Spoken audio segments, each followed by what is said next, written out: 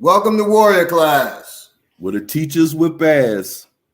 And you will too, if you pass. So we're about to get into it. This is the systematic, systemic, and styles episode. A lot of times, we all talking about, system got us down. The system's doing this. They part of the system. We name different systems. We really demonize the word system. Yes. The Illuminati, that's a system. The police is part of the system, right? Everything's part of the system. Well, you ask a person, what is the system? If we're going to say something's part of a thing, let's know what that thing is first. You both. So we're going to get into it today. Peace. Our manifesto already up in the chat. We see you. So peace, new member, Jose Alfaro, Luke Bensaman. Eugene, we see you. Greetings. Greetings out there, African, black folks, indigenous, melanated.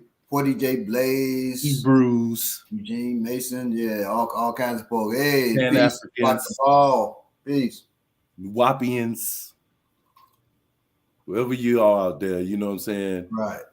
We gotta bridge these gaps. You know what I'm saying?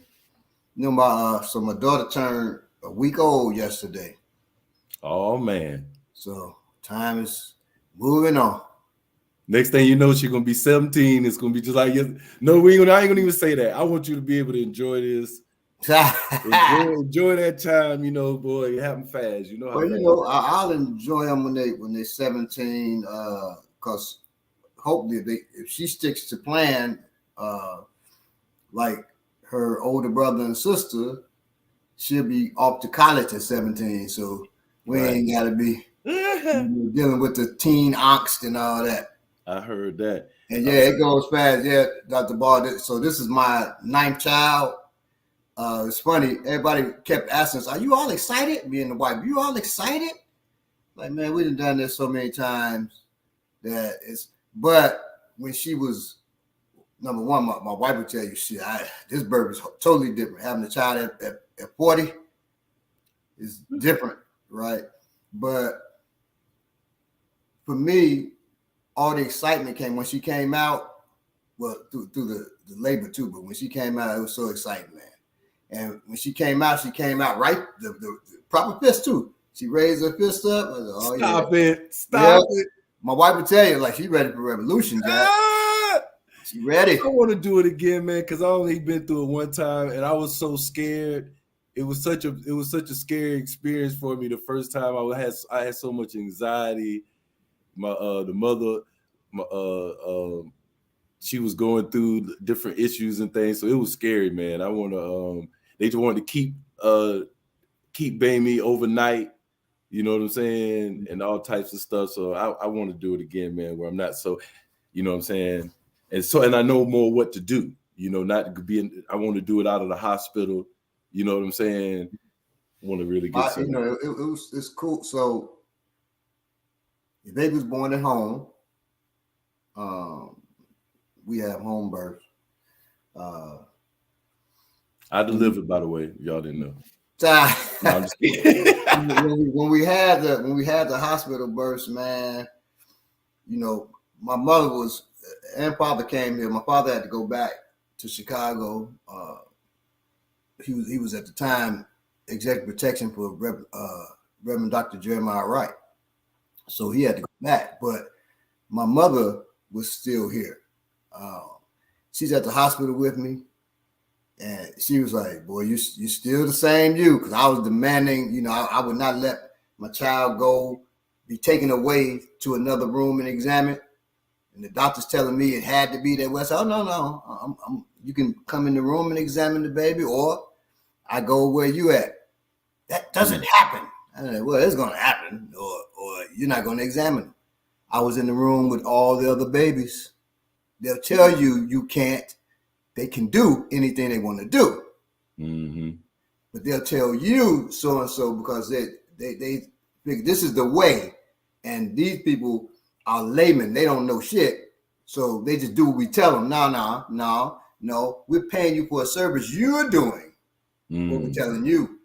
That sort of reminds me of a saying that somebody said a long time ago. Always stuck with me about 20 years ago, and it was in business. It's like, yo, never take never take no from somebody who don't even have the power to say yes. Right. You know what I'm saying? Right, exactly. And that has served me very well in business life. Dr. Ball said he's been scared for the last 17 years. Hey, when they hit those teen years, boy. I just had to call my daughter I seen something on TV last night. My daughter's 17. I seen something on TV last night. I had to call my daughter out of instinct. I seen some girls do some foolish stuff on TV. I said, where's my daughter at 9:35 on a Friday?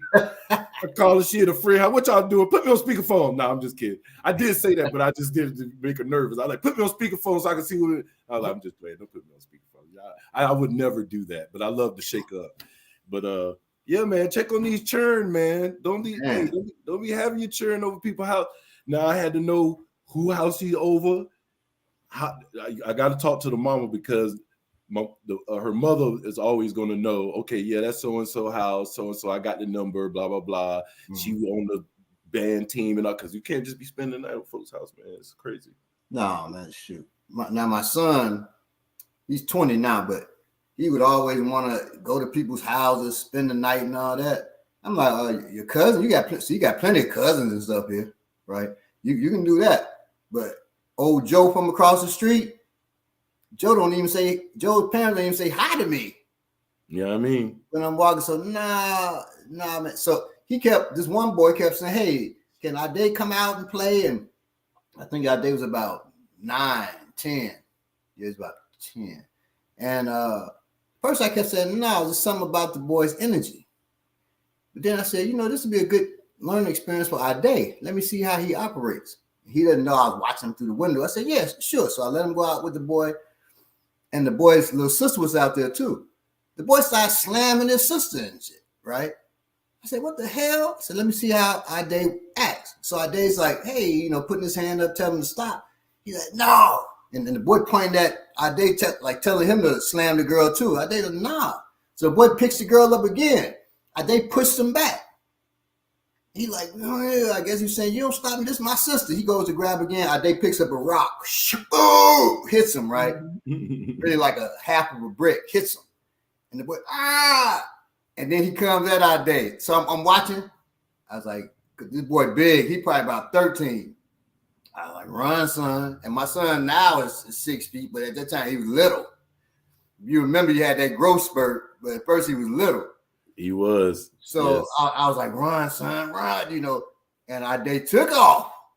And the boys running behind him. Ade comes to the porch. I open the door. Ade runs past me. He didn't even say, hey, Dad, this boy out. He just ran the house, right? So I said, hey, the boy's running up the stairs. I said, hey. He said, what are you doing? He said, I'm going in your house. I'm beating your son's ass. Woo! Like that. I said, no, you're not. Wait a minute. Said, I'm coming in. I'm whooping his ass. I said, boy, I'll beat shit out you, boy.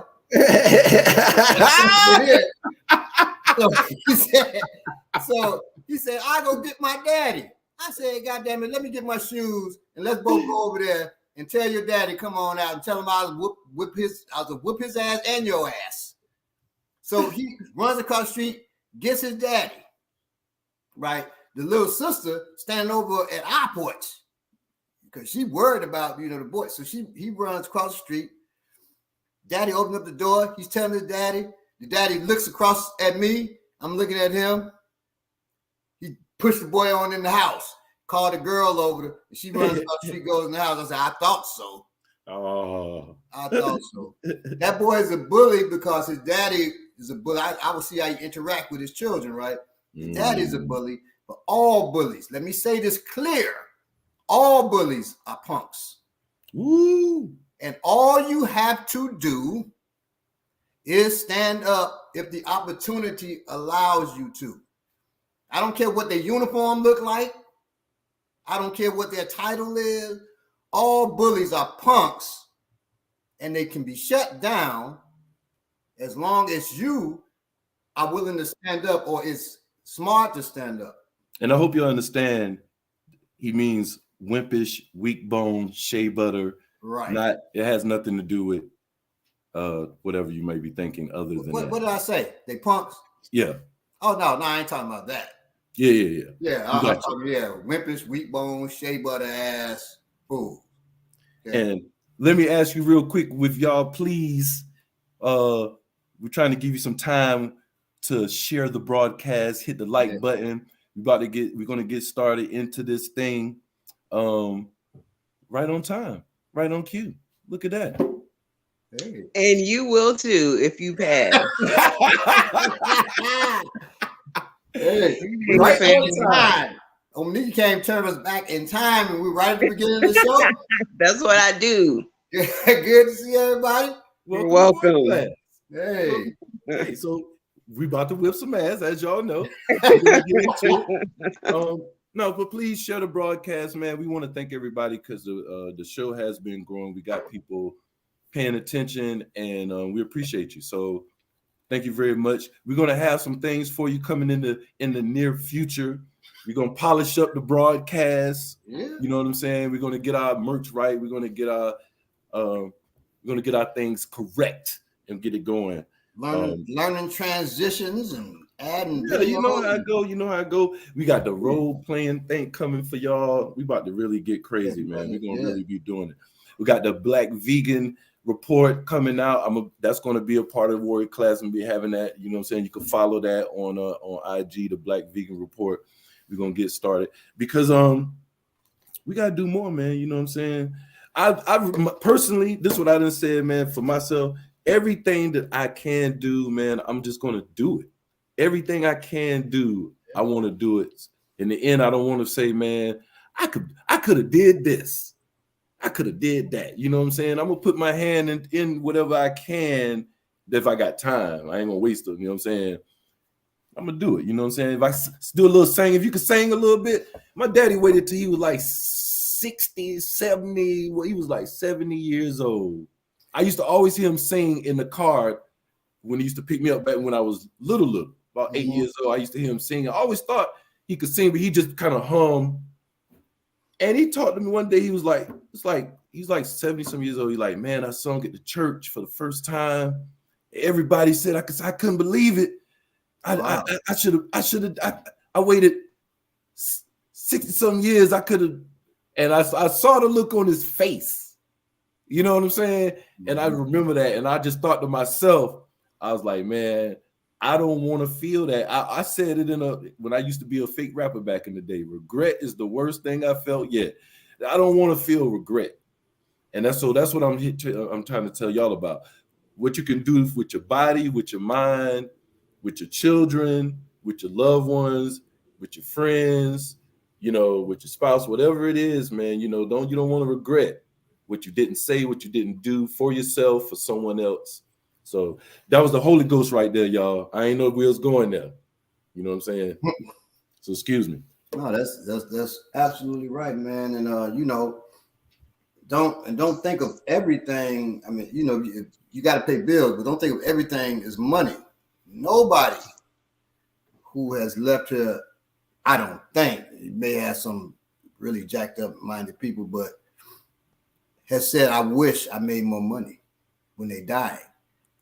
Mm-hmm. But they do say they wish they had done so-and-so. I wish I had, went on, met more people. I wish I had acted. I wish I had directed a film, learned to draw. So, do that. And if you're worried about, I want to learn to draw, but learn the draw class is expensive. Man, in this day and age, you can find most stuff on the internet to learn. Right. So I knew a sister. Now, she wasn't free, but I mean, it would be relatively cheap because she said she could teach anybody and had proven it. I was going to take her class, anybody to draw within 2 hours. Wow. And she stood by that. Her name, Charmaine Minifield, great artist. she said she could teach anybody to draw. I think, well, now she lives in Africa. I think, I want to say Ghana. But she could teach anybody to draw within 2 hours, man. I think of this this is like these reels that they use this Joe Rogan quote a lot when but they use it a lot of times for jujitsu because, and I think about it in martial arts, they use it for martial arts a lot. It's Joe Rogan saying, people always say, man, I wish I'd have gotten this, I should have started when I was young. I wish I'd have started when I was young. Well, you didn't. So just get started now. It's too late. It's no need to regret. It's no need to look back. You didn't get started when you was young. I think about, we all have those thoughts. But way to look at that is, young is relative. That is true. I'm young to my mama. right. 91. Right. So, young to that tree outside. So don't even go with that one. Just get started because you're young somewhere. Right. And better to get started and feel that you're gonna feel crazy at first, but that sense of accomplishment, man. I always think about, and we're gonna get right into it, but I always think about when I was rapping and the guy that was making the beats on the ASR, I would look at him make the beats. His back turned to me, he hitting all these buttons and I'm looking, I'm like, man, I'll never be able to do that. Like, I want to be able to. Fast forward 5 years later, I moved to Atlanta, got an ASR and an ASR X. Nobody showed me anything, don't have no manual. And in about 6 months, I'm on there making beats and recording, and it hit me. And I think about that time when I looked at my DJ and I was like, man, I could do anything. I could do anything. That gave me, and I try to give my daughter that feeling early. I've been trying to put things in front of her like African martial arts and stuff like that she don't think she could, that she's capable of, so that she could feel that. Because once you feel that sense right there, you're going, you know what I mean? You're never too old to do it. I mean, man, and don't let other people define you negatively, right? A brother we know, Kunle, was labeled special ed. And he became my student. But as getting to know him, I asked him one day, why are you in special ed? He said, cause I just can't, just can't learn. I said, you're learning from me. Right now, I haven't dumbed it down or nothing. I said, and really, in watching you, because he was rapping and I was, on him always talking about, I kill a nigga. But I said, well, how about you saying you kill a nigga? Change those words to I kill a cracker. Mm-hmm. That don't sound right. After you tried it, that don't sound right. I said, then you're manipulated. So they manipulate you to think it doesn't sound right to say you kill a cracker, but it's fine to kill yourself. Mm. Then they manipulate you to make you think that you're slow. So he said, well, I'm going to try, to do some music. He started working with Fruity Loops back in the day, and then it became the more advanced shit. He's working shit with the computer I couldn't even try to do, and I said, dude, one day I told him, you're a genius. Listen. You let other people define you, and then he just, was crying, and first he was denying, I'm not no genius, I'm telling you. And so everybody was telling him, damn, you're a musical genius. And then he decided he wanted to do film. We've seen his ability. Right. He's Hollywood skill level and never went to school for it. So don't let nobody define you and tell you you slow, you dumb, you're uneducated, It's almost like it's a strategy used against us, because I think of some of the people in the slow classes. I talked about this on Facebook. I send a shout out to Rufus James. If you're out there, you hear it. I said it on Facebook. I went live before. Rufus James always was in the slow classes in school, and people from different neighborhoods would pick on him. You in the slow class, you in the slow class. He talk funny. Can Eagle come outside and play with we? Used to talk like that. Because deep in the country, dirt road, all that. By the time dude was 11, he stayed behind me. I used to stay. He had a broke down milk truck. It's an old 1920s milk truck in the field. Pulled it with our go-karts to the back of his house. He had it rigged up in like 3 weeks with electricity and put an engine in it, but the engine was only powering the electricity in the back of the milk truck. And the whole thing ran. I mean, and by the time he was 11, he was rebuilding engines. He rebuilt all our motorcycle engines. He rebuilt people's car engines. By the time he was 15, he was designing motorcycles, putting them together, and he in slow classes in school. Right. I was like, man, I don't give a damn what nobody say. Right. This dude's building houses by the time, you know what I'm saying? Like, man, they'll tell you anything, man. You can't let nobody define you, man. Just do what you do. I had a friend, Anthony. He wasn't in it now at my old elementary school before I ended up going to the school for the gifted. The school in the hood, man. I'll name it Crown Elementary. It's a magnet school now, but when we went, boy. So a friend of mine, Anthony, they put him not in special ed class, but this is from the teachers would call it. I don't know what they would call it officially. They say, they're in the dumb class. I said, damn. Oh. So, and they were just, and the children knew it. What the? So, it's just Anthony powered a radio with a potato. He didn't go to school for that. I don't even know how he came up with the idea. He would fix everybody's whatever was broken. When stuff was messed up at the church, at my mother's church, she ain't call me. She calling Anthony. I drive by to pick my mama up from the church. Anthony there. What you doing here, man? Oh, I'm fixing so-and-so. I'm fixing the HVAC system. He never go to school for none of that. Wow. Everybody confidently hired him because he knew how to do all of that stuff, man. You could just go. It was just in him. He said, I look at things and how they relate to things. I look at what you can pull power from, and then I just use it. Now, could this be considered? Never mind. It may be a systematic. We're gonna deal with that. As a matter of fact, why that's happening to particularly black youth. Or even when I grew up, they told black girls ain't good at math. Yeah. Oh, right. My daughter loves math. That's crazy. They told girls are not good at. You're telling people this in school. I'm hearing this being told in school. And I'm like, and I knew girls who were great at math, but NASA wasn't it NASA at the same time they saying this? NASA got 4 black women. What's her name? Johnson. Doing math. Catherine. Huh? Catherine Johnson. Catherine.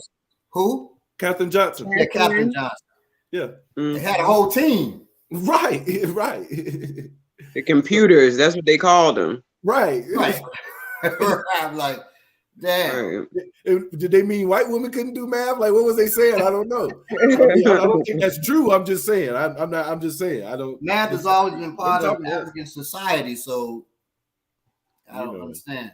But so we're about to get into it. Actually, I have one thing. It's not a news story. Come on, because I didn't. Huh? You've been talking way too much. You can't. We got to keep going. No, I'm just kidding. See, this is the people who ask why I don't talk. You see, this is why women can't do math and women shouldn't talk a lot. This is what I'm dealing with. It's our oppressive male system. Exactly. The patriarchy. The patriarchy is a system. So this is just I know I said I would start to at least try to go over some articles regarding health. I didn't see anything really this week. So I just wanted to put a reminder out there for us to make sure that we're drinking as much water as we can. It's a simple calculation. I'm sure that we've all heard the 8 glasses of water a day. But the newer information says that it should really be your body weight, 1/2 your body weight in ounces. So say you weigh 150 pounds, half of that is 75. So you should be drinking 75 ounces of water a day. which is almost 10 cups of water. 80 ounces of water would be 10 cups. So if you think about the 8 glasses of water a day that we've been hearing, if that's 64 ounces, so that's what, a 128-pound person. So if you weigh up more than 128 pounds, you should be drinking more than 8 glasses of water a day. And I'd say most of us weigh more than 128 pounds. So just think about that throughout your day. You know, come up with strategies to drink water. Make sure you, when you get up in the morning, drink 2 cups. Before you go to bed at night, drink 1 cup. That's 3 cups already. You know, get you one of those water bottles that measure, you know, with the time on there where, okay, it's 8 o'clock in the morning, you should have drank this much. Whatever you can do to kind of help yourself remember or make it fun for you. Put some lemon or lime juice in the water if you have a hard time with the taste. Do whatever you can as far as strategy, but, you know, get your water in every day. On that, definitely during this time is when more people are dehydrated versus the summer. Flu season. That. Right. People are more dehydrated now than they are in the summertime. And the number one reason, besides the flu season, is summertime you think water automatically because you're sweating and physically seeing your sweat, which you don't see like that in the winter. But you actually get dehydrated very fast in the winter because of the layers of clothes. You're sweating and you just don't know it. So you definitely need to drink more water almost in the wintertime, especially to prevent sickness and things like that. And it's hard for people who don't drink water at all. And it's hard to drink water and get water in your system and stuff. Okay, that chart, you like, I'm not going to get close. Drink as much as you can. What I would advise you, and one thing she didn't say, not tap water. If you're going to drink tap water, make sure you're adding lime and different things to it. Try to filter it as much as you can. But when I say tap water, I mean Aquafina and different bottled waters that come from municipal supply. Make sure it's spring water if you know what I'm saying, you're going to drink it. Or if you're getting distilled water and you adding minerals and stuff to it, stuff like that, that's fine. Alkaline water, we know is good. But just make sure you're getting it in the wintertime. It's important. Now, congratulations to Sugar Booger 7. She says she hasn't taken ibuprofen since last Saturday. Y'all had me. Oh, good. That's what's up. That's what's beautiful, Sugar Booger. And I was just gonna say one other thing. I was saying flu season because of the dehydration. That's what kicks off the flu season. The fact that people aren't drinking like they should. We call it flu season, or people call it flu season. Right. But that's really what's happening. And the last thing I want to say about that is for the people that I said that don't drink water, you view it, because I know people say I don't drink water, period. They drink soda and fruit juice and all that stuff. This is what I suggest. If you want to be able to drink water, if you feel like it's really hard to drink, do some type of a cleanse, like 3-day cleanse. That'll help your pH balance and stuff. Do like a 3-day cleanse, some type of 3-day fast or something like that. It don't have to be not eating for 3 days. It could be fruits and vegetable for 1 day, all fruits the next day, all raw, whatever. But 3 days, then start drinking water only for like a week.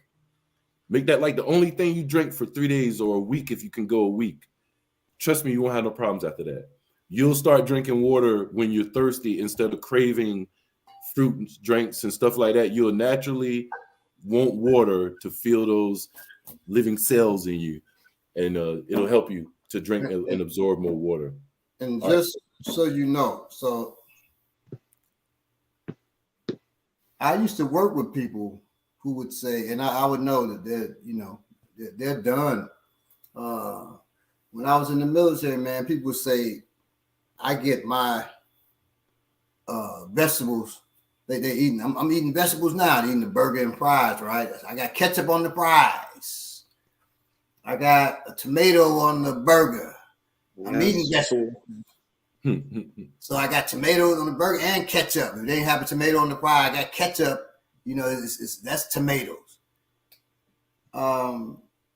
We do that kind of stuff. We play with stuff like that, but just recognize it's something to joke about. At the end of you're playing with your life. Right. So now I used to be a burger fiend. That's the burger man. That's the Right. hamburger. Yeah, I used to eat them like, and they know that I used to eat them like every day. But I wasn't bullshit. You're right. I knew I was jacking myself up, and ended up having a stroke and a heart attack. Yeah, I'm just lucky to still be here. And I said, well, I'm not gonna play around with that anymore. So I don't play around with that. I was eating veggie burgers, vegan burgers, till I found out. Well, one, the Impossible Burger, just so you know, that's made with heme. That's a thing made in the lab to make it bleed. People say that's beets. That's not beet juice. Beet juice, if it's cooked, it wouldn't still bleed. It doesn't sizzle. That's heme. Heme, like hematic, like your blood. It's a thing they made in the lab. A living organism made in the lab. Made by who? By Bill Gates folks. So we don't have no Impossible Burgers in our house. Yeah. Beyond Burger also, that's Bill Gates. So you can't go to the Beyond instead. So we don't mess with the burgers anymore because I can't even do the substitute because I can't trust Bill Gates and the boys and these genetically modified living organisms and shit. I might as well just grab me a clone. I can slam that motherfucker, put him on some bread with some mustard and ketchup. Put him on some bread. Hey, girl, I get more out of him because he's bigger. You know. Please share the broadcast. We are about to begin and dive into the subject of systemic, and styles. And this is we bridging two gaps because you be talking about the system, but we also deal with martial arts, right. Where what's your style? Right. You know. Now I don't know why you use a Chinese accent right there. That was kind of racist. That was Bruce Lee when he was saying it was on the boat and they asked him. I know. Yeah. But we know Bruce Lee really didn't sound like that. Hey, he did it, so I'm just doing what he did. You know what I'm saying? But yeah. So Billy is not being racist. He's just doing an impression. That is not Asian hate. Asian hate. Stop Asian hate.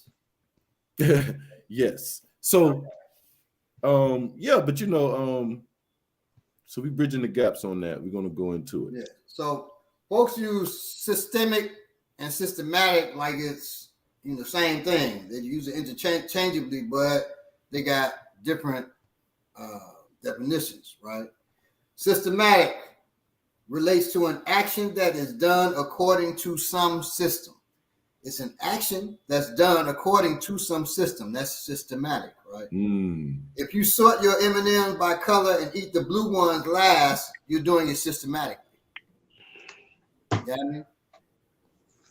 Systematic is used when a behavior, however unintentional it may be, is so habitual that it seems to be the result of a system. If you forget to lock your front door every time you leave the house, someone might say you have a systematic pattern of forgetfulness. Okay? So you're doing something according to some system. That's systematic. Systemic describes something that happens inside a system. They're all related to systems that you see, or affects all parts of a system. If a cancer is systemic, that means it's present throughout your body. Okay. Cancer in an organization is present throughout the body. It's systemic. Okay. If you're describing how the cancer progressed, though, you could say it spread systematically from organ to organ. It's organized. Right.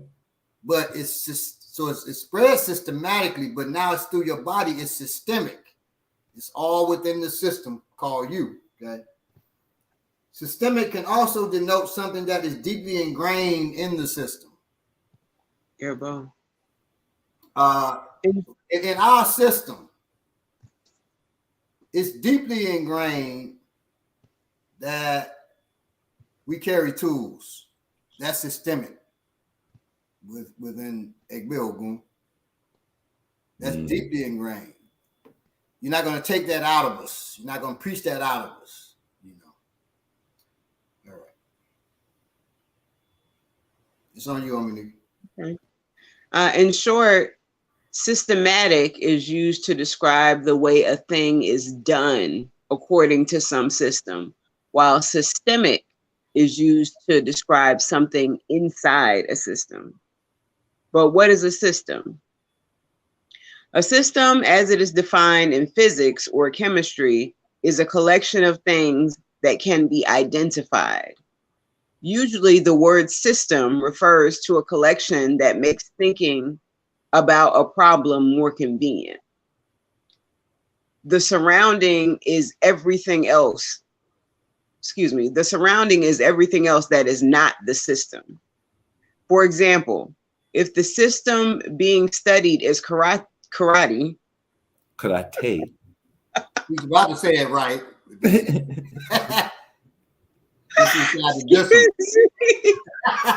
What are you laughing about? How you gonna laugh? I almost said it like that, but I was like, I'm not saying that. No, that's the right way. No, thank you. Yo, there's a lot of karate people out there. I don't know why you hate. Why you hate? Right, they love it when you say that right. To my brothers and sisters that practice karate. All right. Karate. For example, if the system being studied is karate, the surrounding would be everything else that is not karate. Kung fu, boxing, the hood, a karate movie, an egg salad sandwich, etc. Systems can be described in 3 different ways. Isolated is a system which no matter or energy is being exchanged within the surroundings. Let me say that again. Isolated. This is a system in which no matter or energy is being exchanged within the surroundings. Number 2 is closed. This is a system in which only energy is being exchanged within the surroundings. And number 3, open. This is a system in which both matter and energy is being exchanged within the surroundings. Often, the most convenient system is an isolated system. Outside influences can be ignored. For example, 2 balls rolling across a smooth surface to strike each other is an isolated system, while 2 balls rolling across a gravel path or thick carpet are influenced by friction originating from outside the system, and therefore are not an isolated system. That's interesting. I didn't. Yeah, I didn't know. I thought so. This is interesting to me. So, Google shows 1,350,000,000 hits for systematic and 805 million for systemic, but things flip when applying the term to racism. There are 52,300,000 hits for systemic racism and only 26,200,000 for systematic racism, excuse me. So how does this affect you? Let's look at systematic racism first. Let's say you're applying for a job and the hiring managers explicitly reject resumes that appear to have Black sounding or Hispanic names. Recruiters reject resumes from historically Black colleges and universities. Recruiters do phone screening and reject people that they believe sound Black. Black or Hispanic people get shorter interviews and never get called back for hiring. These all come from several real life events. What would systematic? Oh, I'm sorry, excuse me. That was systematic. What was systemic racism look like in the same context? An AI system trained on past hires screen resumes. The AI system inherits the bias in past hiring and is therefore less likely to recommend resumes from Black or Hispanic candidates. Mm-hmm. That's a good one. All the HR staff are white, and as a result, are more likely to hire people they feel comfortable with. That is, people like themselves. Recruiters do phone screening and hire people who they feel are more articulate, more recognizing, and they are perpetuating their own prejudice in hiring based on their evaluation of their way of the way others speak. All the pictures on the company's website are pictures of white people, sending a clear message to any applicants that their company does not have any Black or Hispanic employees. The company develops a hiring relationship with universities that its senior manager graduated from, universities where the students are far more likely to be white. Screening includes a credit report. That's the first one. When they started doing that back in the days, I was, God, it got me. First, the felony is not a credit. God. Anyway, I'm sorry. Which generate bias against less affluent candidates from lower income families. Because all of the staff at the company are white, they're likely to receive internal referrals from those they know or have been friends with a group that is overwhelmingly white. This system would certainly result in discrimination against us, even if none of the policies are explicitly racist. The hiring managers and executives would likely say, we're obviously not racist. It just turns out that we tend to see and hire white candidates, even though we hire candidates based on merit. But regardless of whether the staffs are explicitly racist, they have created a racist system. Yeah, Bone. That actually happened at a place where I was working. I found out, I kept wondering why all of the managers were always, I mean, even the young, they had interns, they would have just, you know, groups of young people, and they were always white. And I was like, you know, how is that possible? I mean, they never have one Black candidate come. And I found out that it was exactly this thing with the university, that they only recruited from this certain university, and, you know, like Iowa or something like that, because that was the school that the hiring manager had gone to. And I was like, oh, they do these things on purpose, because they know that there's not going to be any Black people coming from that school. So, I mean, it happens a lot. Our manifesto asks, isn't there a fighting system called Systema? Yes, there is. It's a fighting system? Yes, it's Russian. It's called Systema. And you all have seen me. I posted in our group, in our Facebook group, clowning them, because in Systema, they had the head, he blocks a guy. He hits him, you know, he said he punches him like this, and this makes him contemplative with that punch. And this punch here, so he goes, Then the guy punched him again, he said, this punch will make you sad. He goes, It was ridiculous, right? Well, I gotta say, Baba, you punched me before, it made me sad. I guess it make you think too, like, God damn it, I better get them covers up. And so the guy doing different expressions, and I said, man, and it was so funny to me. I said, well, damn, you know, if somebody hit me, and I'd be like, oh shit, I want to study with that person, right? And then I was in this workshop, it's this 3-day workshop series called the A-Town Throwdown. And this one dude does Systema. So he was like, so you punch me, then I just absorb it, and he moves with it and shit like that. So people are punching. I said, may I punch you? Oh, God. And I hit him, boom! He's trying to absorb it. I said, can I go again? He said, no, we're going to get to the class now. Yeah, I thought so. Go ass out of here. He's just going to sink with absorb, and the punch gets absorbed in them. Because these people are half-ass punching. Let me step to you and really dig this in real quick. Right. So, You'll be sad.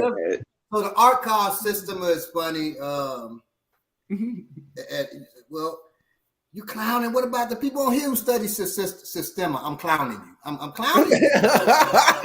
I'm not making no excuses because that is ridiculous. And if y'all don't recognize that's ridiculous, man, hey, you should be clowned. So, I just want to give a shout out to Akinbobola because he rocked me in the jaw one time and it made me contemplative. And it also made me sad. I felt all sorts of emotions. Well, maybe sister was right there. I ain't gonna lie. I can both like I be contemplating the sad all the time. I just thought about it. I just thought you're right. I be like, should I try to hit him back? No. Then I get sad. I hit Akinbobola one time. He contemplated leaving class, so I guess it does. I believe all of these things. So that's why he's doing it to us, Baba, because you're doing it to him. I'm sorry, y'all. You got to excuse us when we get into our personal foolishness. You know what I'm saying? Yeah. I'm sorry. You said one thing about systema. The people just asked you about systema, and look what you done did. That's terrible. That's terrible. All right, shout out to systema. Right, yeah. That can that Baba had that was not 211 Steel Reserve. That Baba just had that can. That wasn't that. No. I thought somebody in the chat said that was 211 Steel Reserve. That wasn't y'all. It's funny because I was drinking out of a can too, talking about the water. This is not the best thing to be drinking, but it helps me. I had this can. I won't name the company, but it's a can of water. And for some reason they call it death. I won't say the first word, right? I don't know. I've seen that. And it's water. Good, great water though. And I'm drinking water. And my wife said, "What are you drinking? Beer?" I said, "No, dear, it's water." It does look like a beer can. She said, "Why is it called that?" I said, I don't know, white folk humor or something. I don't know. So I gave it to, but it sells. It works for some reason. But I let her. She said, "Oh man, this is good." So it's good water, but it looks like beer. I said I was gonna trick my uncle. So Uncle Earl, he comes over to the house, he cleans up and stuff like that. And Uncle Earl like his beer. So I said, I'm gonna get a bunch of that. I'm gonna put it in the refrigerator. And Earl was like, "Can I drink one of these beers?" Well, yeah. I know you're gonna crack it open. This is the worst beer ever. I'm like, that's water, Uncle Earl. Water down. That's water. Yeah. He's like, never touch that straight stuff. Beer can on water. Baba, I Manifesto wants to know what you think of what's that? Casey fighting method? What's that? Casey. So okay, that's Keysi. Casey, right? Mm-hmm. So Casey. Oh, I know what that is. We talked about that. It's supposedly Egyptian. Okay, so yeah. Now I know a good friend of mine does Casey, and he's good with it.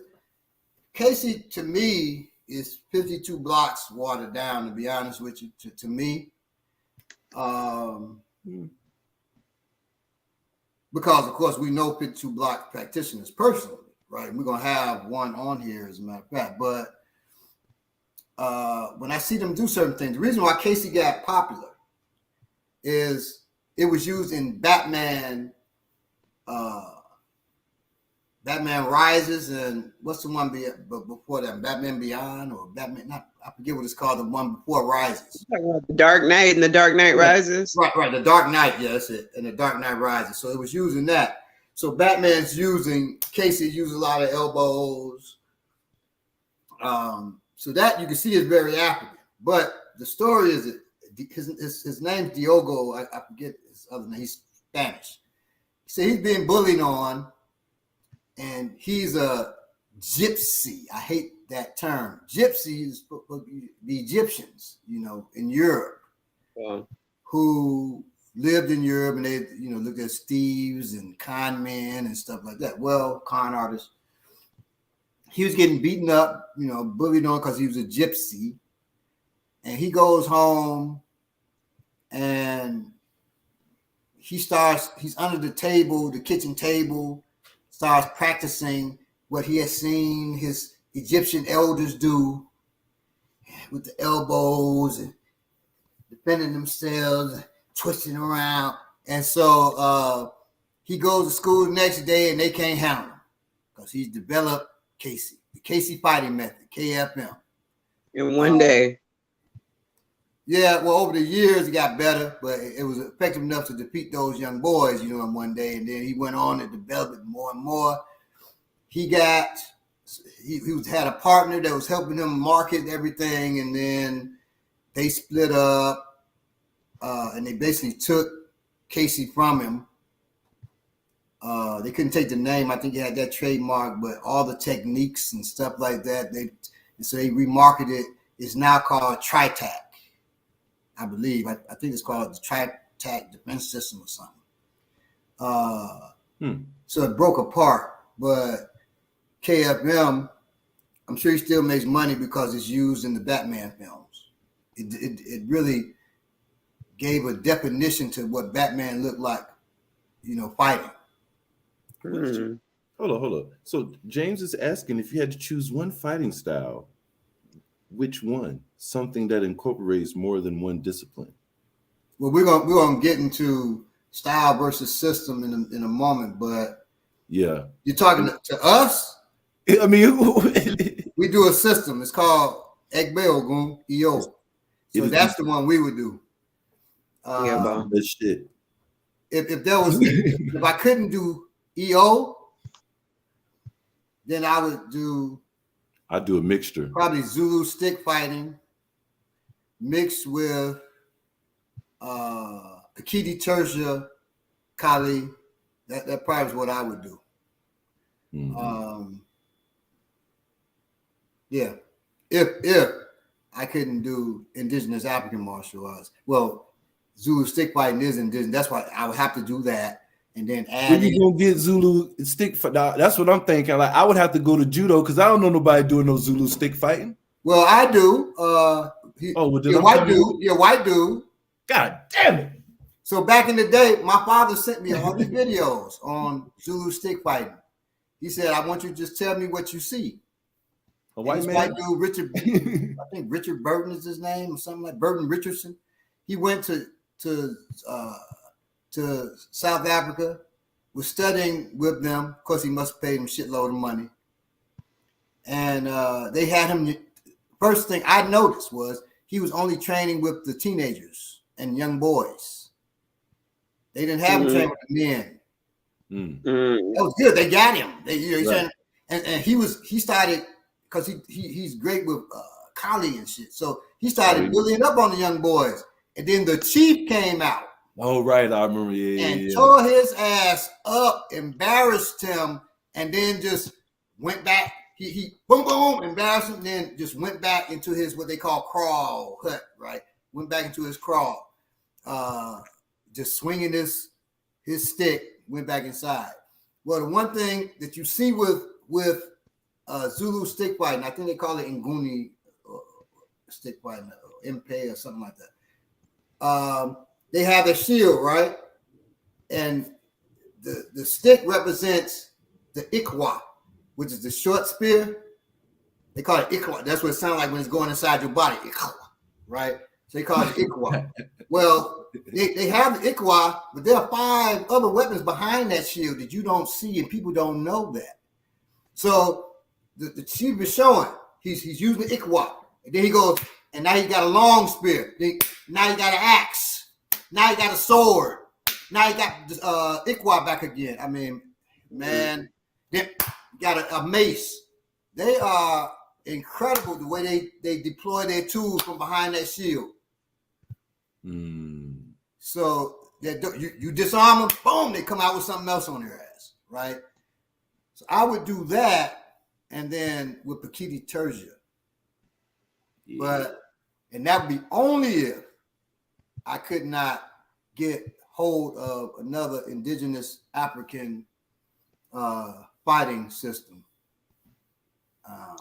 I would have to do that and hybridize it. Yeah, that's interesting when I think about it. There's nowhere to get that I know, and I was in martial arts before I came to you for years. I don't know nowhere else that I could get this complete pack. And you still, even if I put all these together, it's going to be missing principles. Well, of course. It's going to be missing the principles, which is that mind frame. That whole mind frame wouldn't be there that I got now. And that's the most important part of this shit. Excuse my French. Because you can have all these techniques, but you don't know when to do what. You don't know why you're doing it. And if you're just mixing, so well, we'll get into it. Just mixing hodgepodge things together like that doesn't. Sometimes you're fighting against yourself. Yeah, they have to work together. I'm so thankful for Balogun. And let me just tell y'all, pretty soon our online courses will be available. The only reason that we've been holding off on it, because we want it to be done in a way where you can really, really get something from it. We could easily put some shit out that you feel like you're getting something from it, but we know you're not getting what you could be getting out of it. So we dedicating our time, money, and resources to putting a package together that's professional grade that you can get off of the internet, and then we meet up on a quarterly basis physically and go over and tweak the shit and get it right, because we understand, we know what y'all want. We've been listening, and we're gonna get right, because I hate saying this is the best, you can't get this nowhere else, and then y'all like, all right, well, I'm in Tallahassee, what I'm gonna do? I'm in Delaware, what I'm gonna do? I'm in France. We get so many text messages, not text messages, but social media messages, and all of different addresses. Man, years ago, it was a group in Mexico hit me up. They wanted to train, and they're talking about flying me and 2 students out. And during those days, the internet was pretty new to the public. I didn't want to take that chance, and I didn't know these folks, and couldn't research them back in those days, right? So I said no, but so people have international interests too. So as always, we're gonna put a video package together that actually shows close-ups and deals with things, break stuff down for you. All right, Omi Nigga, we back to you. Okay. Systematic racism is a set of principles that discriminate on the basis of race. Systemic racism is a system that has racism inherent in how it operates. So those are the differences in the definitions as far as racism goes. Because we're dealing with both, goddamn. People, martial artists, and non-martial artists often treat the term system and style as interchangeable. Here we go. Because as you know about doing the style, system and style, people treat system and style as if they're interchangeable, but they are totally different, but related. Okay. A martial arts system adheres to a consistent philosophy, yielding practical combat applications, practical training methodologies, and a complete science with principles, concepts, strategies, and tactics that do not allow the outcome of an engagement to be determined by luck. Okay. So it adheres to a consistent philosophy, consistent. It will never change that we're talking about carrying tools, because that is part of the consistent philosophy of the system. Okay. It will not change that we do not go backwards. If somebody's teaching, say they're teaching EO and they go backwards in their movement, they're not teaching EO. Right. Not teaching this system. They may be teaching something else, something close, but in this system, we do not go backwards. That's our philosophy. We may move in a circle or forward, but we're not moving backward. Now, we're moving off the line, also part of our system. We ain't just crashing into shit, but we move off the line instead of moving backwards. That's part of our system. Okay. James is asking, what are you at? Which are you asking, James? Are you talking about what we do? Is that a good foundation for beginners, or would you talk about Pakiti Tertia? I'm not. I just want to be clear because I'm not sure. EO is a great foundation for beginners. EO is the greatest. The greatest. I don't want to say that, but it's great. I'll say the greatest. Let me say it for y'all. If I don't care if you've been training 25 years, which listen. Hey, you can come in and train. If listen. you train in one day, you can come in and train. You can be training on the same thing. Listen. It's no other. I don't know of no other martial arts where if Baba didn't give you no technique, just talk the 2 hours right now. We talked about the principles of African martial arts. You will leave with no technique. You will leave there with better. You'll be able to better protect yourself. You have better self-awareness with the self-empowerment that you get from that. Just that. I don't know of nothing else that's going to really give you that. And that's coming from more than a martial arts standpoint. That's something, and it's something uniquely. When we say uniquely, I'm sorry, I become a salesman because this shit is embedded in me. Now, this is anyway. I'm one of them obsessive people. When you find some good, that you just do it to do it to do it. You love it, love it, love it. Man, I don't want to feel like I'm selling y'all nothing, so I'm gonna chill. But I'm just saying, what's uniquely, when I say uniquely for you, I don't mean just the rhythm because we move a certain way. Yeah, that's true. That is uniquely for you, and you'll see it and feel it. That's true.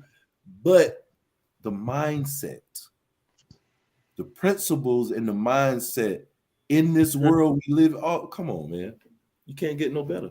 I'm sorry.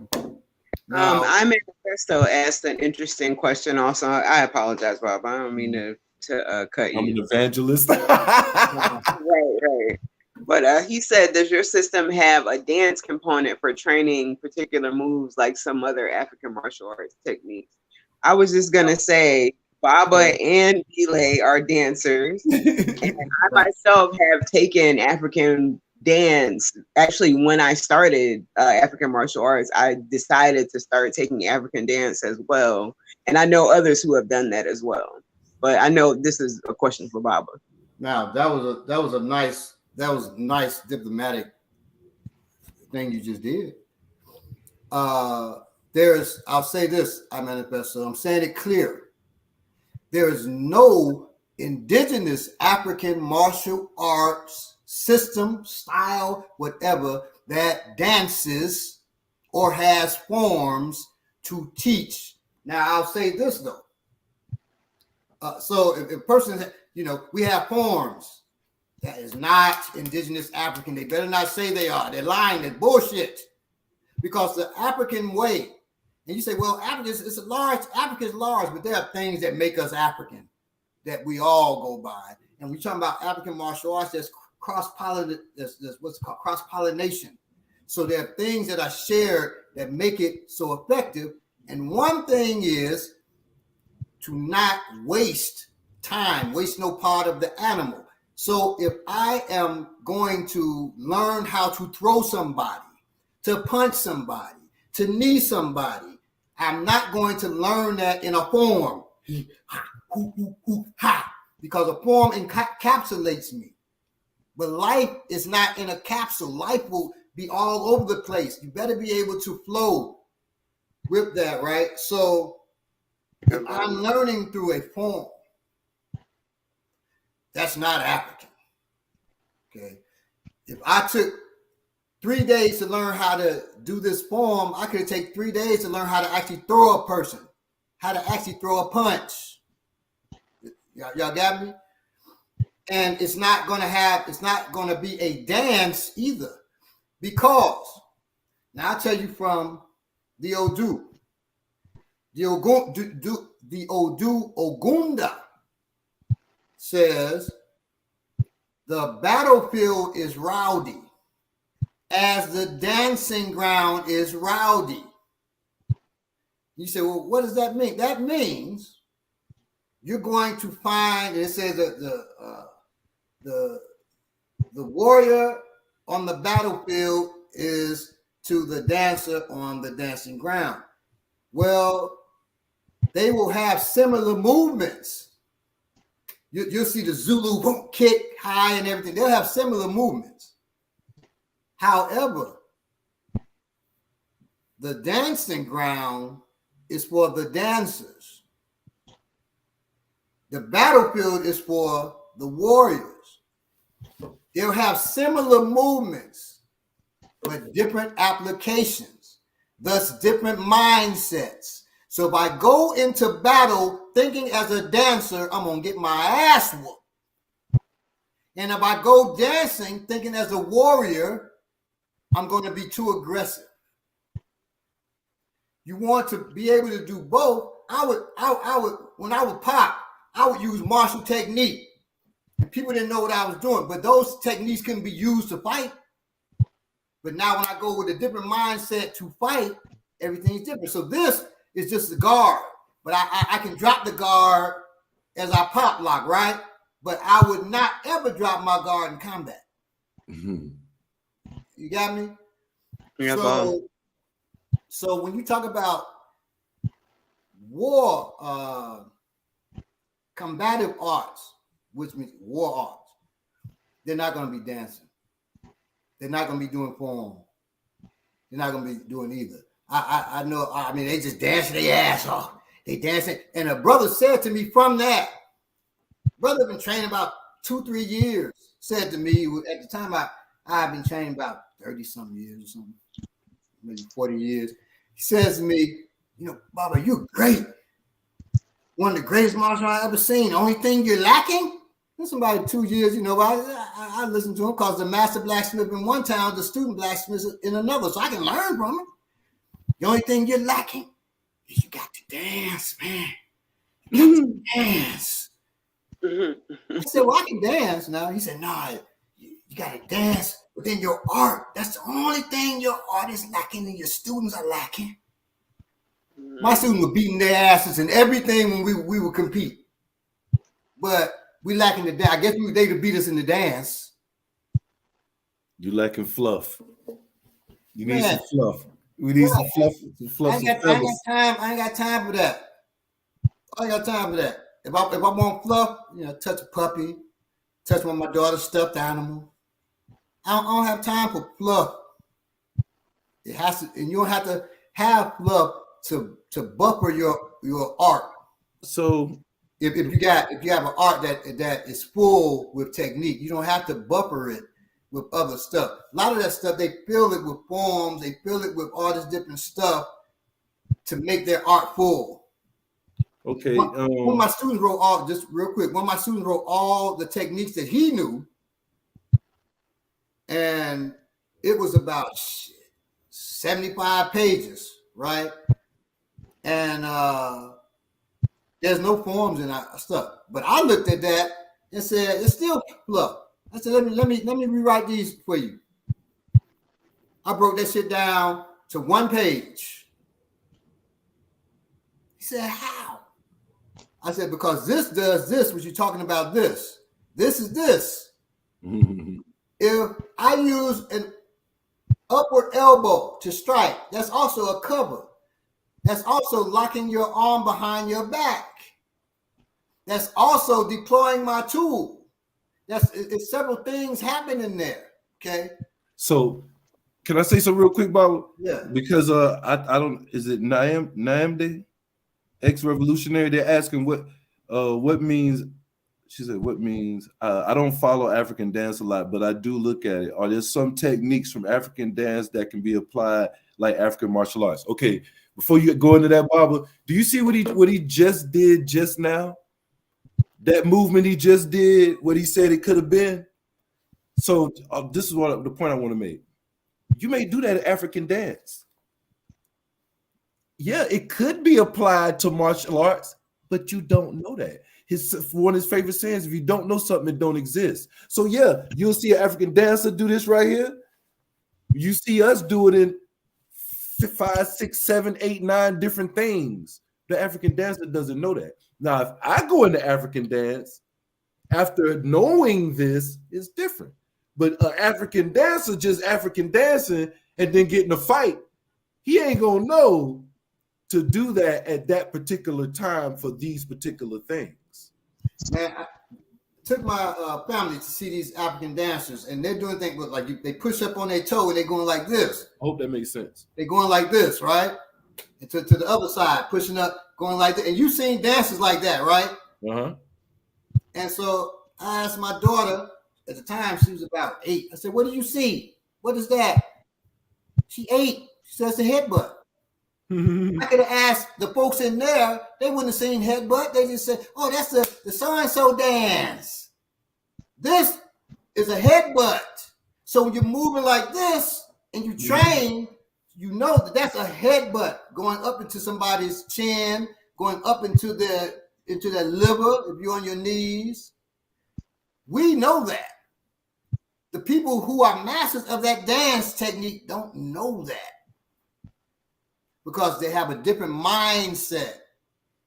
And they'll say, "No, it's just a dance. I had a capoeira person tell me, 'Brother, all the techniques you do, that's nice, but just dance. Just dance." He's doing like that. And I said, "Just get the fuck away from me. Just get the fuck away from me." He's looking like I was rude. Like, man, fuck out of here. I ain't got time for that. Yo, shea butter ass opinion. Don't give me that. Hey, Wow. man, It's funny because now, mind you, I was much younger then, so I wasn't going to be so diplomatic. I'm a lamb now. y'all don't know that these are absolutely true, unfabricated situations. It just it don't even seem real. This shit be happening, y'all. This shit be happening. Anyway, let me get back. So, every aspect of a complete system must be consistent with every other part. So when I was like, do you throw this art together, this, that can work if every part is consistent with the other.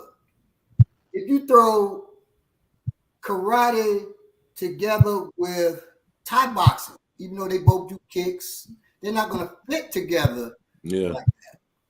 They move differently. MMA has they work. They put. That's why you say, well, why is everybody? It's Thai boxing, Brazilian jiu-jitsu, or Thai boxing, and wrestling, because those things somehow go together. But you don't put Thai boxing and boxing. They don't, and not because he could be a great striker, be amazing. No, because they have different philosophies. You don't put judo and wrestling usually together. They have totally. Now you have wrestlers who also do judo, but as far as for combat or in MMA, they usually don't do both. Right. You're a wrestler or you did judo. Right, because there are some things that will conflict. The way a wrestler moves is different from the way a judo person moves. Right? Both are very effective, but so some stuff you don't just throw together like that. They have to be consistent. Now you can take parts of judo, put it in wrestling. That's why a lot of wrestlers do judo. They can take parts of it and enhance their throws. Right. But they're not going to be doing the movement like judo does in wrestling. They're not going to do that. And judo not going to do the way wrestling moves. So a system's philosophy is what drives the consistency. She said, well, what makes a technique consistent? What makes them? It's the philosophy that drives it. Right? So for us, the philosophy of using tools, that works perfectly with what we do. The way we stand, the way we move, everything is geared towards tools. That's not the same with Aikido. It's the opposite. Brazilian Jiu-Jitsu would look ridiculous. Let's add the stick to Brazilian Jiu-Jitsu. People who try to do that, the arts, that's when it's looking ridiculous and you're laughing at it, they're clowning it because they don't know what they're doing. They're just throwing in, they learn judo and they learn Brazilian Jiu-Jitsu and they learn Eskrima, and they decide they're gonna add them both. Right. You can do them separately, but to add them both, I'm on the ground and I'm doing Brazilian Jiu-Jitsu from I'm doing the Eskrima from my back. It would make no sense.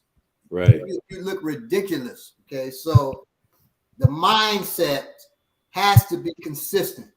If your mindset is just it's about ground fighting, that's his mindset. Then with Brazilian Jiu-Jitsu, judo would go well. Even though they stand, they have a strong ground component, so they would go well together. Wrestling goes well because freestyle wrestling has a ground component.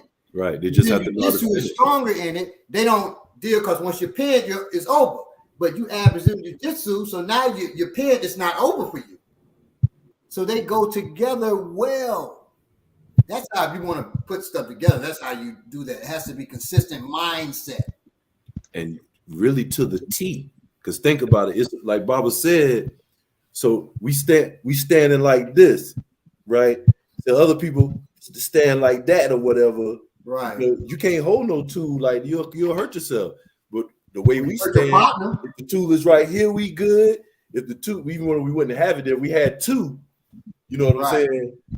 But we good. If we side by side, we good. It's designed to do all that. If you don't have that embedded in your shit, you just try to go add some shit and don't know. Think about what I just said, and you don't know, and now you and your man getting some shit together, y'all. Y'all be like, see each other. It makes you won't know until it happened. Africans had 1 million years plus to figure this shit out. Now, style is a form that is a distinctive and identifiable thing as an artistic expression of a martial artist. So a style is the way you do a system.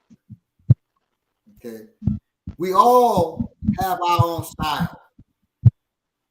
And if Belay style gets so popular, that would be a style of EO. It might be, Belay EO. Or it would be a style. Okay. Karate. I'm gonna say it right. Karate is a system. I ain't gonna say karate because it's like you slap them in the face. You diss them. You know what I'm saying? So karate is a system, right? Shotokan karate is a style. That's teaching. You didn't say it that second time. Huh? I said you didn't say it that second time. Karate is a system. Shotokan karate is a style. That's Gichin Funakoshi's expression of the system of karate. Right. So people say, well, I do Shotokan. Why do they say that? Because Shotokan karate is Gichin Funakoshi's way. It's not the way. It's a style of karate. Well, that was his style, but it became popular the way he fought. So people started training in that. And so they do his way, right? Goju Ryu. I believe that's Gosei Yamaguchi. I think called him Cat Yamaguchi, but Gosei Yamaguchi's way, right? So you got different people's style within that. Okay. We all have a style, a way of expressing the system. A cop that is friendly, this is important. We talk about styles and systems, okay?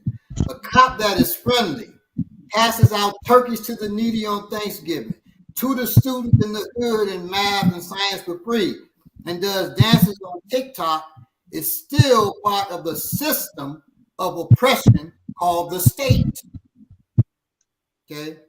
Their style may seem cool, but no matter how cool, funny, sexy, or down to earth they are, expressing themselves as part of a system of brutality, corruption, thievery, and murder is the truth of it. They may be cool as shit. That's their style. That's their way of expressing that system. but they are still part of that system of oppression. Now, and maybe their style of hiding what that system's really about. It could be, or it could just be their personality. They're still part of that system. Your uncle, you love your uncle. They're loving to you. But I can't tell you they're not a loving person, right? The police is still part of that system of oppression. And within that system, there's a philosophy that they have accepted. Y'all got me? They have accepted that philosophy. And so, in accepting that philosophy of that system, they represent that system. So your uncle, your mama, your father, your wife, your daughter, your cousin, whatever they are, if they are the police, they're still part of a system of oppression. And you can't change that. Just because their style is their style, their way of expressing the system. And when they're expressing love towards you and all that, they may not be expressing the system. Right.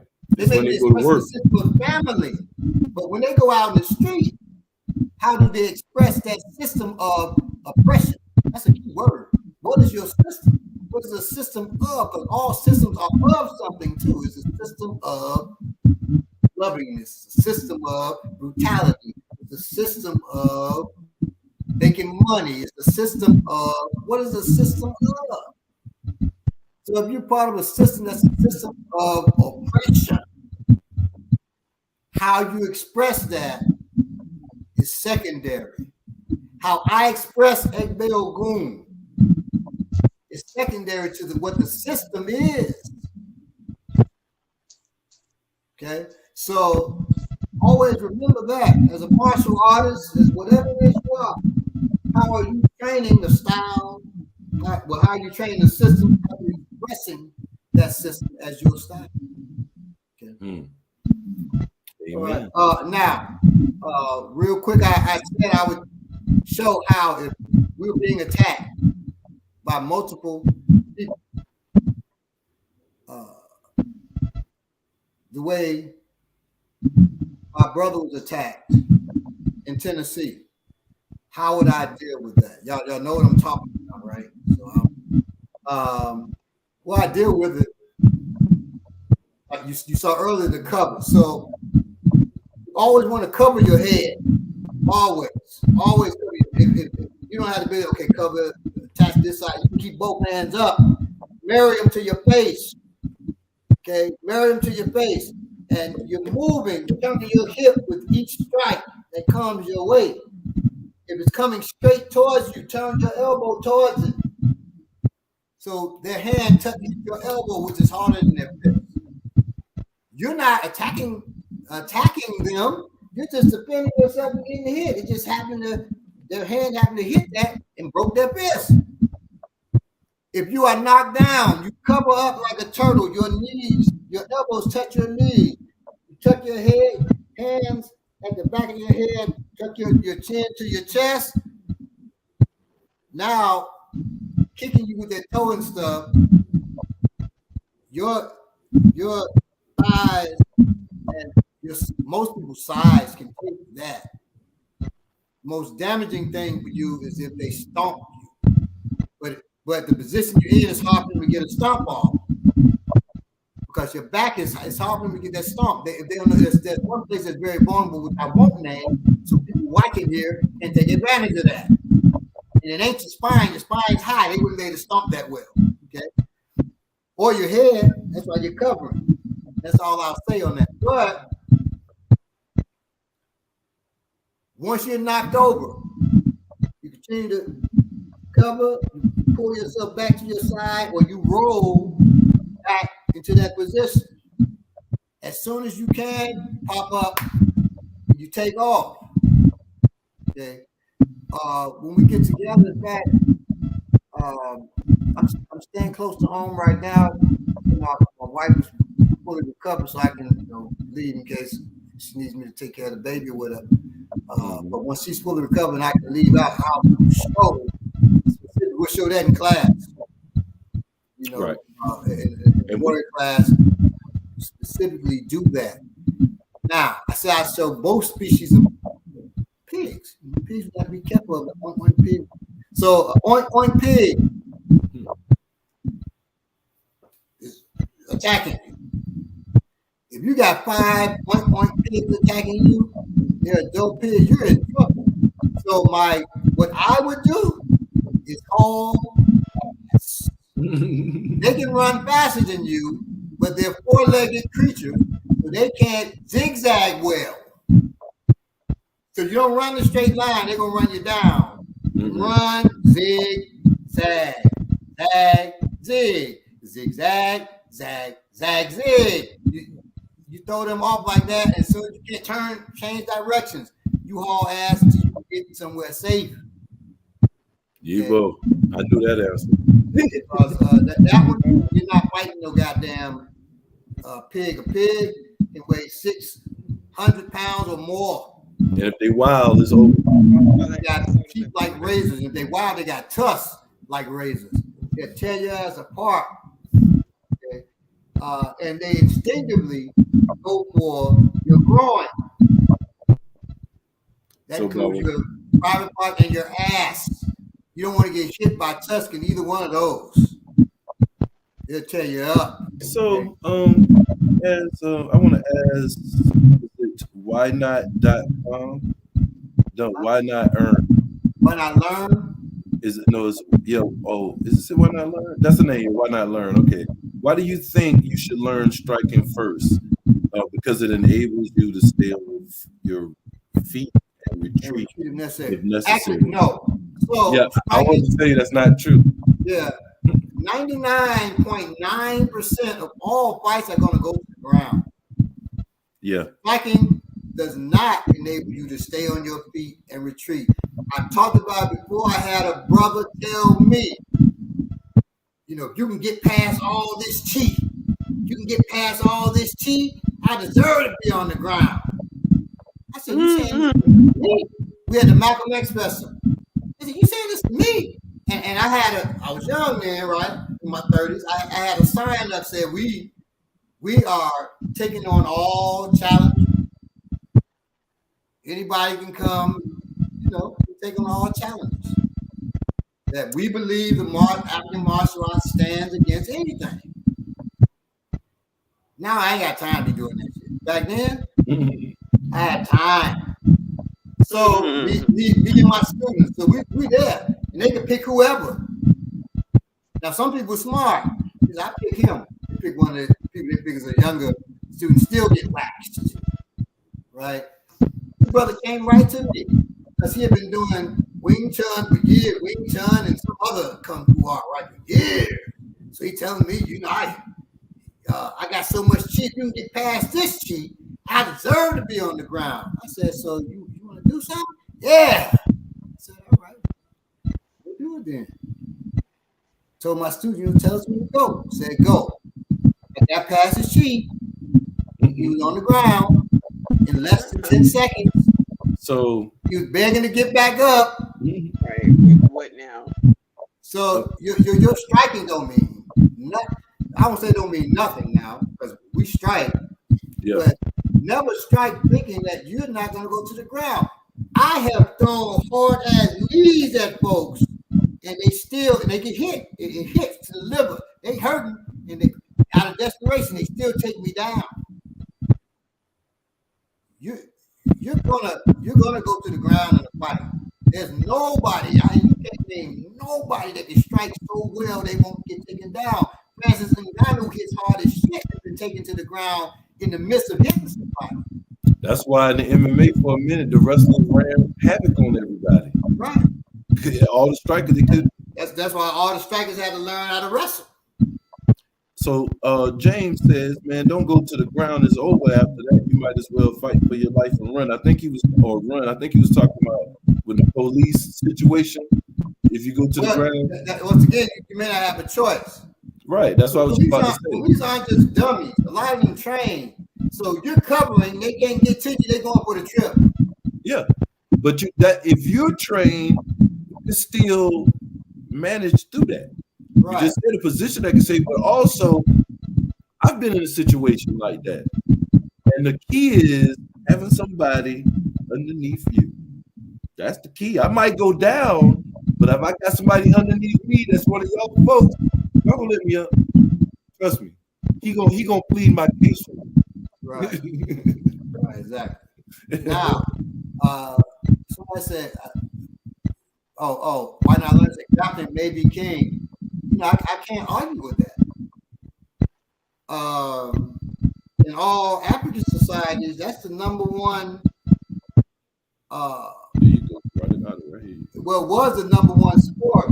Now in some African societies is football, which people call soccer. But when you're talking about wrestling, that's extremely popular because wrestling allowed warriors during peacetime to still hone their skills. Okay? And out here, if you're not if you're getting outstruck by somebody, you instinctively gonna grab them. That's grappling. How we missing your point? Why not learn? You said I think you should learn striking first because it enables you to stay on your feet and retreat. They said grappling may be king. Well, I guess he said, why not learn? Why not learn? I guess he's learning or she's learning. You know, we must have missed this point, but yeah. And yes, I manifest. I broke through that cheat. You know, for me, one of my greatest joys in life is when people just say esoteric shit in the martial arts, and I'm able to just disprove that shit. They're teaching other people that too.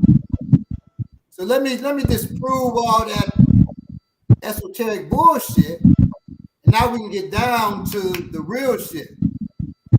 Take away all that shit. Now, what's the skeleton of what you do, and is it effective? Yeah, you can do all that other stuff if your shit's effective. I had a dude tell me one time you can get so much into the esoteric. I'm teaching students, and so I said I have the whole class try to push me. The whole class, they'll tell you I do it. I don't care. You can go get your friends. You can get your friends' mama, your mama's husband, boyfriend, girlfriend. You can go get everybody. You can get your whole church, and y'all can try to push me, and I get on one leg, and you won't be able to push me at all. God damn it! And the dude said, so I did it with the whole class. Asked him, he wanted to get in there. He got in there. And I explained how that's done. It's pure science. So he comes to me and said, let me talk to you for a minute. You're fooling them. You're fooling your people. I said, what do you mean? You're a chi master. You know that's not science. You're a chi master. You're fooling them. You don't want them to know, but I know that's chi that you're using. You're fooling them.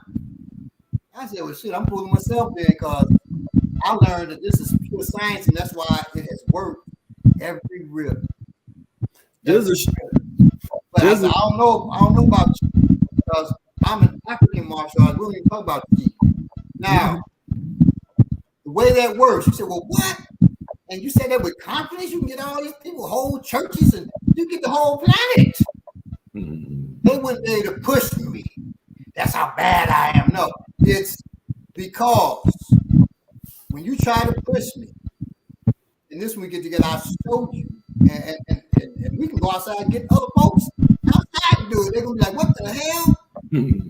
The person, one person really pushing me, everybody else can help push it on them. If that person's arms are bent, I'm gonna get tossed all over the place with other people behind me. All I do is press on the person's elbow. I ain't even push them back. I just hold their elbow and the arm straight. There's no pushing power. Y'all can do this right now to other people today, and it seems amazing, right?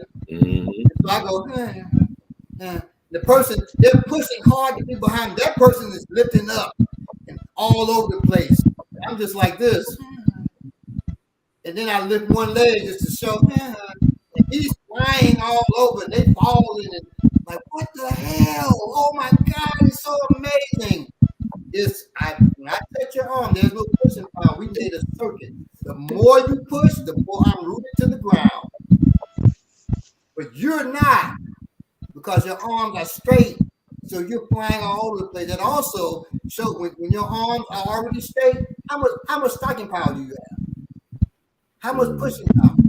But it's easy to move you. So when you see arts that demonstrate and they punch, and the other person works them, the arm is out there. Nobody does that. But if that happens, it's easy to move that person off because they have no power. All their power has shot out there. Their fist is gone. They just hold that arm up and you just move them around. But you know it has no power. It does.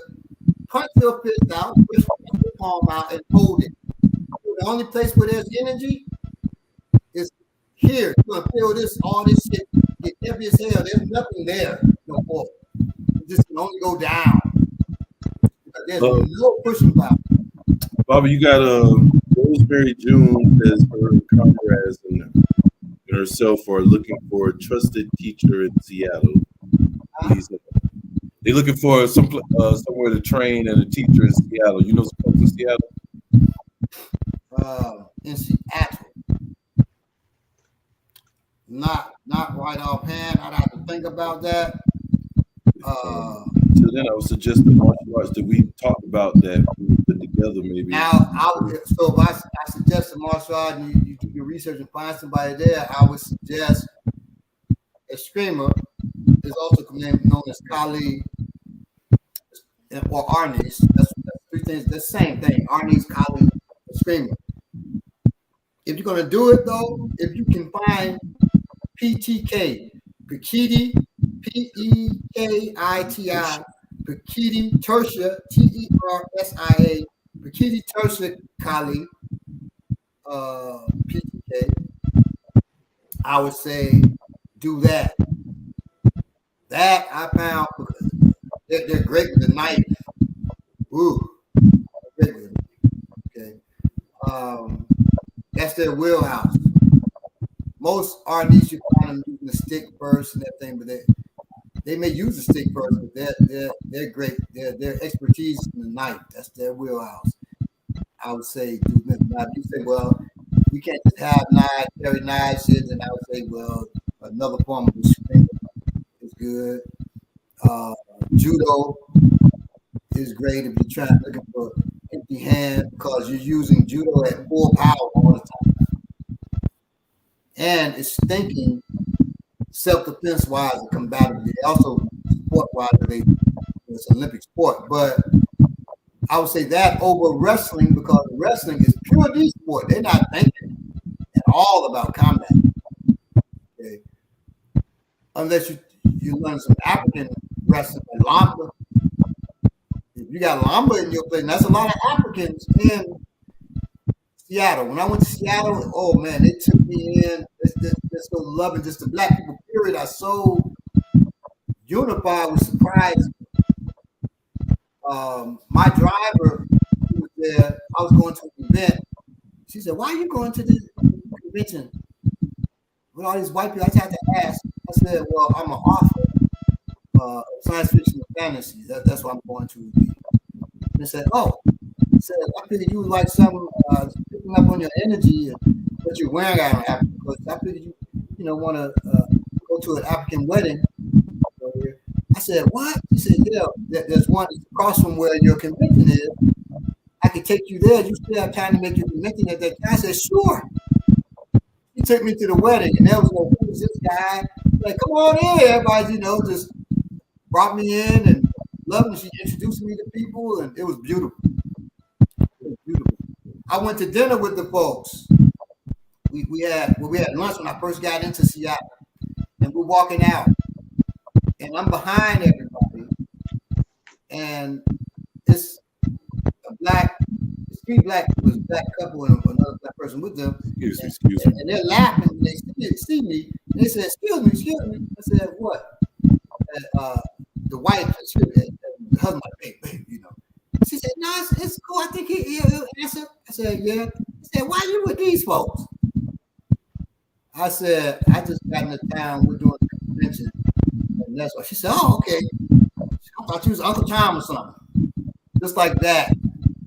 And I was cracking up. I said, "No, that's definitely not me." I said, "But you do know you can deal with people from other cultures and be yourself." said, "Well, I know, but most people don't." I said, "Damn, I don't know how Seattle is, but so Seattle's very interesting, in its approach. I don't know if there are any black martial artists in Seattle. If you all do, let me know. So we got real quick before we get out of here because I'll break out in a second. Can I just say something to that real fast, Relay? Yeah, it's some. I hear something. Yeah, it's a lot of noise. It's hard to hear. Sounds somebody outside. Yeah, it's like somebody beating your microphone or something. Miniki has a bed outside. She's really chilling. I don't know what the So you can't hear me right now. Okay, now we can. Now they stopped beating your microphone, but now you froze. What's going on in here? I don't know. That's very odd. But I picked up one word that Rosemary June used. She said a trusted teacher. Okay, now I can't in Seattle. Yeah. I can't because I don't know the teacher. So I can't give you a trusted teacher in Seattle. Unfortunately, I'm sorry about that. That's what I was thinking about. One thing that Baba has shared with us and that we found to be true is that a lot of people who start these martial arts schools, they do it to be close to children, yes. For purposes that you don't want them to be close to your children. So just be careful, just because they're practicing whatever arts Baba is talking about, you still want to make sure that you're being very careful. You could start to drop your guard when you start to see it's working. There's several points where you could, start to kind of drop your guard. You don't want to do that. If these people are not someone who are specifically coming recommended from people who have dealt with them over a certain period of time, just be careful with anyone that you find out there practicing certain arts. You go. I got to ask you.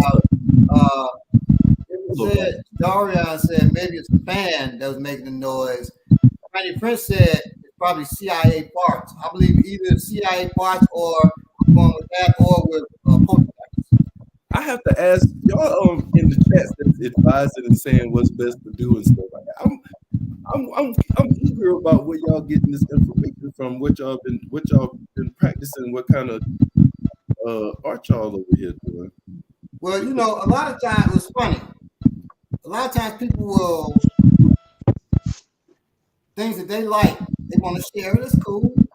Like I've been on forums, websites. Gotta be careful when you say what's best. Well, with role playing games, somebody will say, now most people know Dungeons and Dragons is fantasy, right? Like elves and dwarves and shit. A person will say, "What is a great game for science fiction? Similar to Star Wars." And people name it something else, and somebody going invariably say, "Well, Dungeons and Dragons just change horses into spaceships and shit like that, right?" Because they love Dungeons and Dragons, they're gonna try and make that shit fit everything. Right. So a person loves Muay Thai, they're gonna say it's the best. But you say, well, you don't know how. You just say EO's the best, right? So EO's the best based on your experience. Muay Thai is the best based on their experience. Now, see, I understand that. What I'm talking about is when somebody say, we talking technique. I can say EO's the best. You can say Taekwondo is the best. But when somebody say what to do when somebody when a knife coming at you, the question I'm asking is, where are you getting your information about what to do when that knife is coming at you? And that's my point. So when people say, well, I want spaceship, and they talking about do Dungeons and Dragons. Right. They my Dungeons and Dragons from an instructor who dealt with people coming at him with a knife like that. And where's your experience coming from? Is what I'm right. And maybe just from watching Muay Thai or watching. Right, you got to be careful. I'm just what I'm asking y'all. They do have to be careful, but people don't do that. That's why I'm not hesitant to just say with people. It seems harsh. I'm not hesitant to bring them the truth because people are coming with a lot of opinions, sometimes based on bullshit. Right? And I don't have the time or the wherewithal to parse whether they're dealing with bullshit. Yeah. And we say, "Are you dealing with bullshit?" They gonna say, "Hell no, I ain't dealing with." Nobody gonna say, "Yeah, what bullshit?" They gonna say, "Well, it's from my experience in the so and so. I bought in the Kumite, and the Kumite so and so. I won 20 matches in the Kumite. They may have never goddamn left their couch, but the ego doesn't allow them to say that. Right. So I'm not gonna, make a lie out to you. I'm just gonna tell you straight up. That's bullshit. What you talking about? So, right? Yeah. So, and tell you why. Because we do have experience, right? And so, in having experience, don't tell me. I got 33 black belts in Taekwondo, so I can take a knife from anybody, and I know I'm looking you in your mouth and in your eyes. And I'm saying you think you can take a knife from anybody with Taekwondo, and you are out of your goddamn mind. You cannot. It's not designed for that. And if you try to, you're going to find that you either got to add something else or you're going to get cut to shreds. A knife ain't playing. When people, I know they never dealt with a knife, they think about it, it's just a knife. It's just a little knife.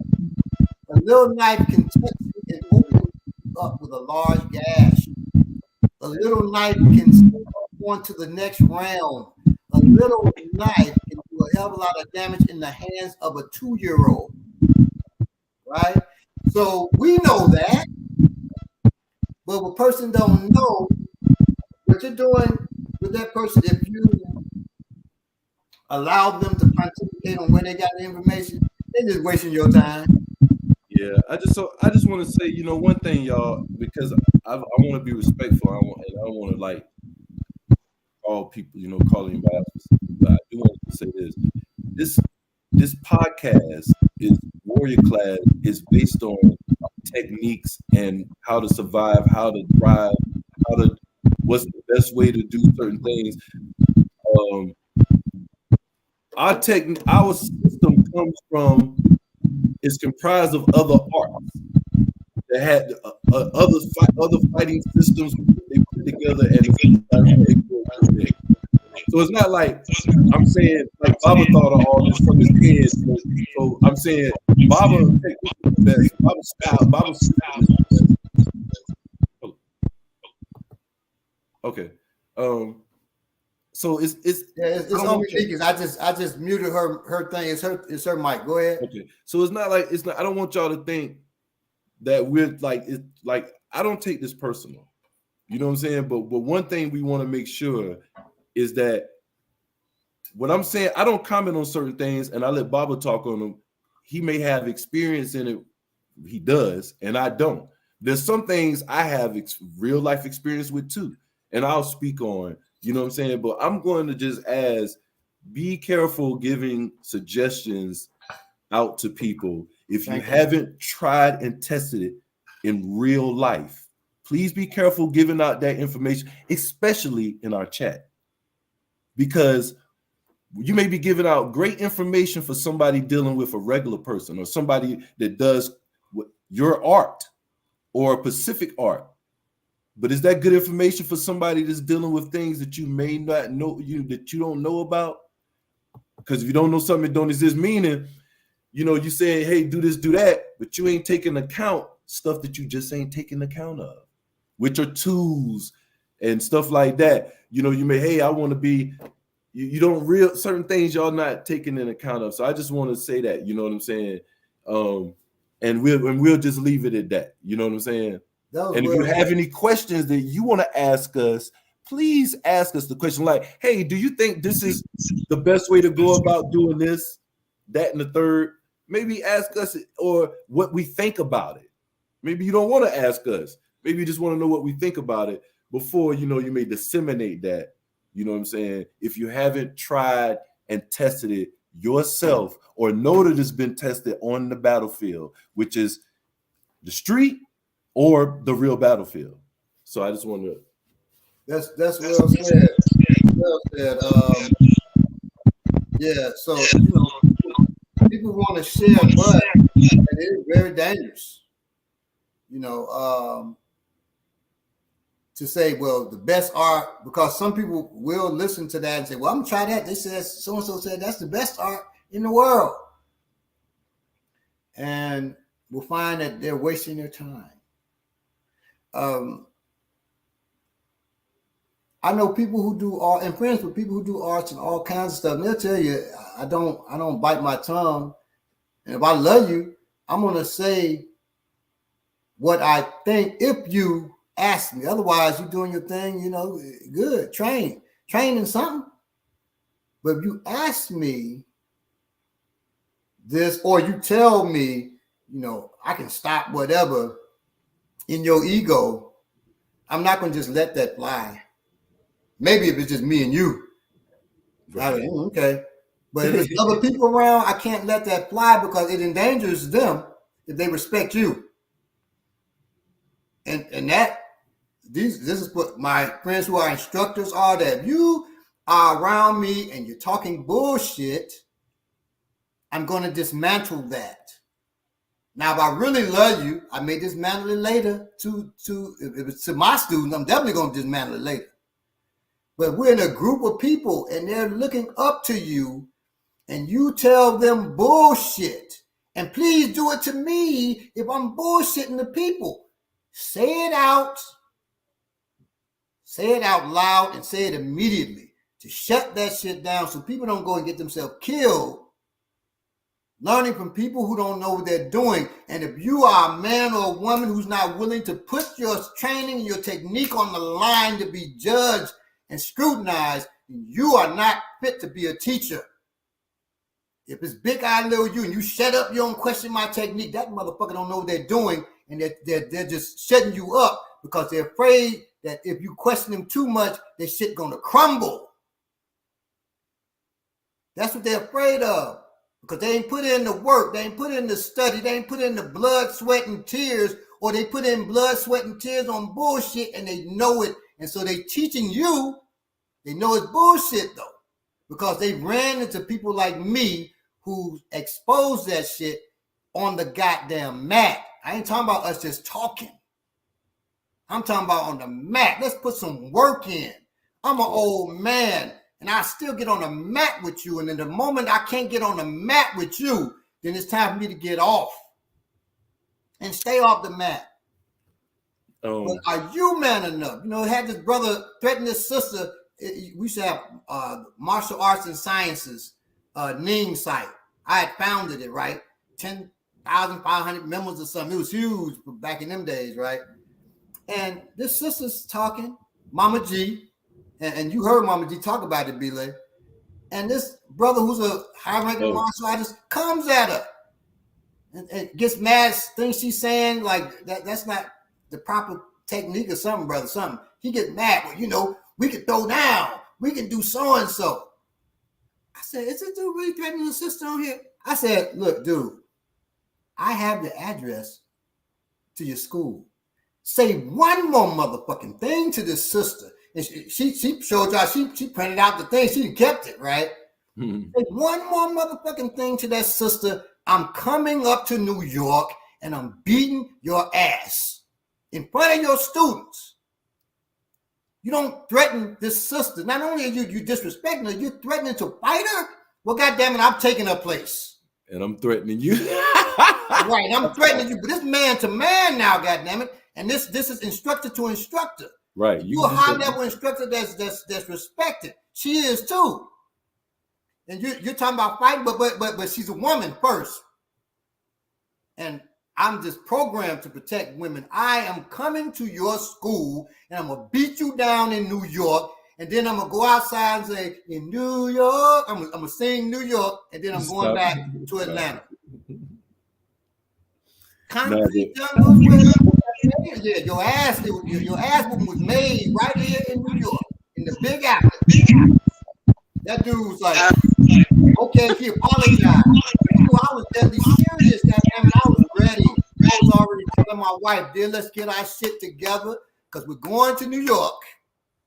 It's a somebody did have a question. I beat him down. Rosemary June had a question. How do you know if a school is safe for women, non-men, children? Right. That's that's the second thing I'm going to address. But the first thing, since you both talked about it, is well, first thing, turn that fan off. I did. I turned it off. No, good. But we go through the show, and we go through the topics and everything. But one thing we don't do every show is run down Baba's pedigree. And I think that's why there are people who come in who feel like maybe they've done something for 2 or 3, 5, 10 years. They feel like they can just jump in and start making comments on, what is best. Baba's been training for over 50 years. Since he was less than 5 years old, he's been training. Also, Baba has been on an actual battlefield, several actual battlefields, and battle tested these techniques that we talk about. So, it's come from someone who battle tested the techniques and passed them down. He was trained by someone who also battle tested these techniques. So, obviously no one can stop you from expressing opinions that you may have, but just, keep that in mind. Like, we don't run that down at the beginning of every show, but, keep that in mind. That's our fault because we have a runner that we're supposed to run the whole show. We need to decorate it and have accolades, 17-time world champion, blah, blah, blah. We got to do it. We got to do that at the intro so we won't have to keep going over that because that is a good point. Because somebody tune in, who these fools talking about? I've been doing this for 10 years. I know what to do. I've been in 17 championship matches. I got Olympic gold medal for kickboxing. I know what to do in the street. I done knock fools out at the bar. That's another thing, man. No, because it's real. Look, this is the last thing I'm going to say about this, and this is serious. All I did at first, I grew up making, if you didn't watch the story we talked about, I grew up creating martial arts out my head after watching Kung Fu theater in elementary school, play Kung Fu fighting every day in elementary school. I wrestled in high school. I got in a lot of fights. I used to whip people's ass just because I wrestled. The normal person, I'm going to whip your ass. So first of all, about fights, standing and stuff, never. Fights never, unless you sneak somebody, right. And even if you sneak somebody, I'm almost gonna give it a 50% chance you knock them out. I've seen a lot of people get sneaked. Right. Only if you got knocked out, they usually just get overwhelmed after they got snuck. Right. So, but it still end up on the ground a lot of times. So I'm gonna go to 20% get knocked out when they get snuck. I'm gonna drop it down to that. 4 is what I seen. So I'm gonna just say yes. That's why I'm like, I done been in so many fights and seen so many fights. I'm a wrestler. I whipped so many average fools. Then I took Jeet Kune Do, which is just a little boxing, Muay Thai. I try to leave the Wing Chun out. What'd you say? There you go. Little boxing, little Wing Chun. But after just that, okay, now. You may be just a little above that. I'm still whipping your ass. At this time, I'm still a kid. I ain't 22 years old yet, 23, 25. This is back in the 90s. Ain't nobody pulled no tool out yet. At this time, I ain't learned how to use a tool yet. But I'm whipping average motherfuckers' ass. Ain't nobody pulled I defended myself against a stick one time, and it broke, and then the dude tried to stab me with it, but he was only stabbing. It didn't work. I got away because the bus came. But even that, I was having a hard time, and I was scared to death. Like, I was dealing with people who didn't know anything. No training of any combative shit. Right. I would have got hurt because I never learned how to deal with a tool. All that Jeet Kune Do shit, ain't no tools come out. For 2 years, I didn't deal with no tools. I want to make sure I answer Rosemary June's question before we wrap. Just don't go by yourself. Go with someone. Go with another woman. If you have your children with you, don't leave them there. That's a very important thing that people do with these schools is I'm gonna drop my children off, then I'm gonna go to the grocery store. Don't do that. You should be there with them. You should be training with them also. Mm-hmm. But don't ever make it a situation where you're alone with someone. That's the only way that you can take time to vet people, because eventually something's gonna happen that you're gonna see, the truth of what's going on. But until that happens, you should not be alone. That's the only advice that I can really give you, is just watch and not be alone. Yeah, you said be with, and I agree. Take a sister with you, or if take a brother with you. This is a hard one because a molester don't care. A molester molests your child in the next room, and both parents are there. They don't care. I hate that because investigate much as you can. It's a large percentage. If once we learn to put the videos up, I'll put it up for you. It's a large percentage of martial arts instructors, specifically a lot who have children as their students exclusively. A lot of them are they're child molesters. Yes, we talked about this before. I went to a school, they wanted me to share space, and I found out that person was a child molester from doing my research on them. So he wanted to get somebody else in there legitimate, or maybe use me as a fall guy. I don't know, but when I started asking questions, he was done with our conversation. I know that's right. He ended up going to prison. It's right there in Stone Mountain. So Stone Mountain, Georgia. I mean, we're in Georgia. For those who don't know, so it's a lot of that going on now. Most martial artists, I would like to think, all the ones I'm cool with ain't molesting nobody. But you got to be careful. So, like in Chicago, I have specific people I can recommend. Here, if you ain't coming to me, I can recommend other people to you.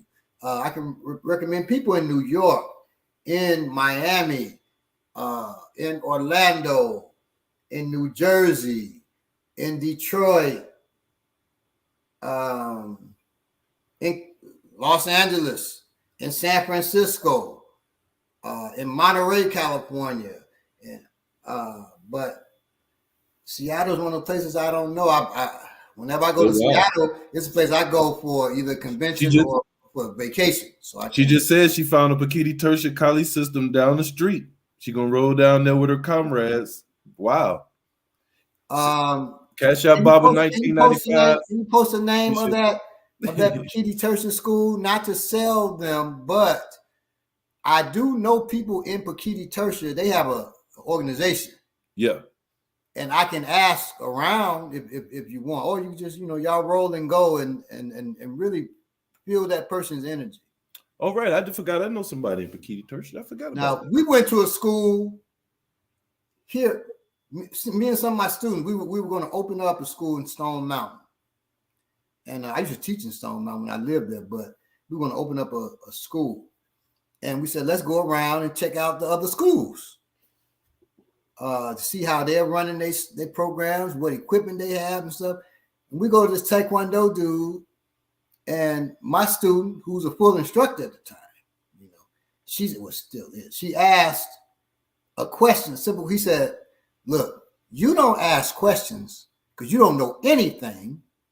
I tell you. I said, damn, anybody who trained with this fool. I'm like, man, I said, so ego. We don't get to ask questions? No. So then her husband, who's also a full instructor, he goes over and puts his arm around the dude. He's like, oh, dude got his karate suit too long. He just started acting a fool with him. Right. And we everything he say, he would say something, just out talk him, say something, but we're still acting ignorant of that we don't know martial arts. And he's like, man, you heard this fool say, he said so-and-so. And we're just laughing, over the top laughing. And his instructor, who's with him, his assistant, backs up and just started cracking up. Because he picked up what we were doing. And the dude says something else, and he walks up to us. So he said, excuse me, Master, whatever, Kwang, whoever the hell it is. I just gave that so you know it's a Korean dude at Taekwondo school. I don't know, remember his name, but he was a Korean dude at Taekwondo school. He says, but this is his assistant is a white dude. He said, maybe you should read the room, something like that. I think these people are trained, and you're being very disrespectful right now. What? I said, your assistant's right. Y'all have a nice day. And we left. He's looking like, what happened? He's so used to people coming in not knowing anything, and he can just sell them on whatever, because he's selling crazy program. Now, this is a basic program. If you want to get a black belt with us, this is only for serious people. If you want to get a black belt with us, now normally it's $125 a month. This is back goddamn 15 years ago or something like that, 15, 20 years. I think it's more than 20 because it's older than my son. He's 20, like 22 years ago. That's a lot of money back then. He said, right, $150 a month. But if you want to get a black belt, now, that's a whole nother level. That's more intensive. That would be $275 a month. Woo! That's to get a black belt from me. Oh boy. Oh, that's a deal. And that's when my student says something. You don't ask questions. I tell you. 250 for how long? And then it's gonna take you what? How many years before you get the black belt though? I think it's 4. Oh, 4 years, 250. $275 a month. Nah, you. And he guarantees you a black belt. Now he guarantees you a black belt. Your ass might be terrible, but he guarantees you a black belt because you paid that $275 a month. Just don't be late on them goddamn fees, Jack. And then, but what he ain't telling you is, so that's for him to promote you, but to get your black belt certificate and the belt itself. And I know this from having several friends in Taekwondo, and we can bring on Shango Dare. He could probably tell you this one. They got to go. Now you got to pay like $1,000 to get your certificate from Korea. Plus, they give you the cost because you're a good student. They give you the belt added with it. Oh, baby. With your name embroidered for only $1,000. You see, it takes another level. They embroider your name in gold. You got me. When you say embroider your name in gold, $1,000. You got me. That belt. So the regular karate belt about this thick. That black belt, it's about that thick. So you next level. Ooh. Kuksu wine. My folks that do Kuksu wine, you ain't just getting the belt. Oh, you're gonna pay more than $1,000 for your certificate, but you're getting the belt and you are getting a karate uniform with tassels on the bottom. Oh yeah. But then you get the general uniform, and that's a karate uniform. It's got little flaps on the bottom. Oh, they take it to another level. And it's got silver if you like a regular black belt. And then when you go to something like 4th level, or no, 6th level, now you get silver and red. Mm-hmm. And you go to 8th degree, oh shit, your whole thing is red around the tassels. Oh brother, woo! But you're gonna pay that $3,000 because they're giving you red tassels on them on the bottom of your karate suit. Anyway, yeah. So just so you know, and that's not breaking on Wing Chun, that's not breaking on Taekwondo. It's the truth. It's the truth. It doesn't say nothing about how good your techniques are, but goddamn, it does say that you're a capitalist organization. It does say that.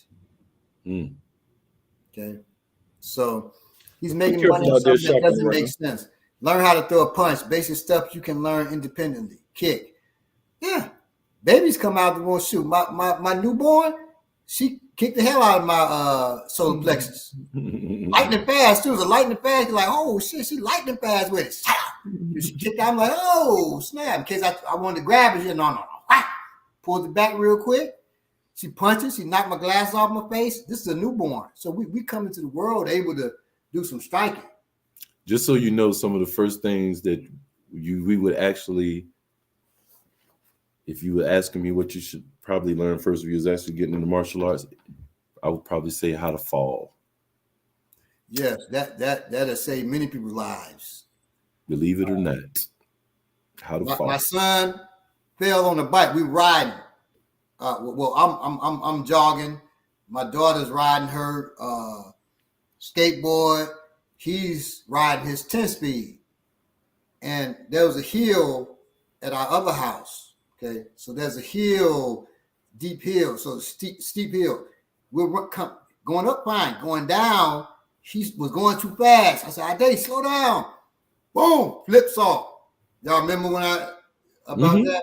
Flips off. I said, "Oh my God." He lands, right? I run up to him. He's looking up at me. First thing he said, he says, "Thank God for Sabu." Sabu is falls and rolls. Knowing how to fall, he says, "Thank God for Sabu." And I was like, I got to agree with you, son. Let's go. Picked him up, like, whoo, Lord of mercy. And so it's Sabu. I've said it before. I fell down our stairs. Well, shit, we were at the Auburn Avenue Research Library. And I don't know what happened, what I slipped on. I fell down. I'm going down. As I'm going down, this is a long stairs. I'm looking at two of my students with me, and they, like in slow motion. They high-fiving, Baba's falling, chest bumping, he's falling, look at him. And I said, and I'm looking like, why they laughing at me? James, I don't know what you mean when you say point. And then I boom, hit the ground, and I said to myself too, I looked up at them, my wife runs down the stairs and tried to help me up. I said, thank God for Sabu. That has been said so many times, y'all. You know about my skateboard thing. You tell me you don't know why. I don't know why you on a skateboard anyway. But I had no shirt on asphalt.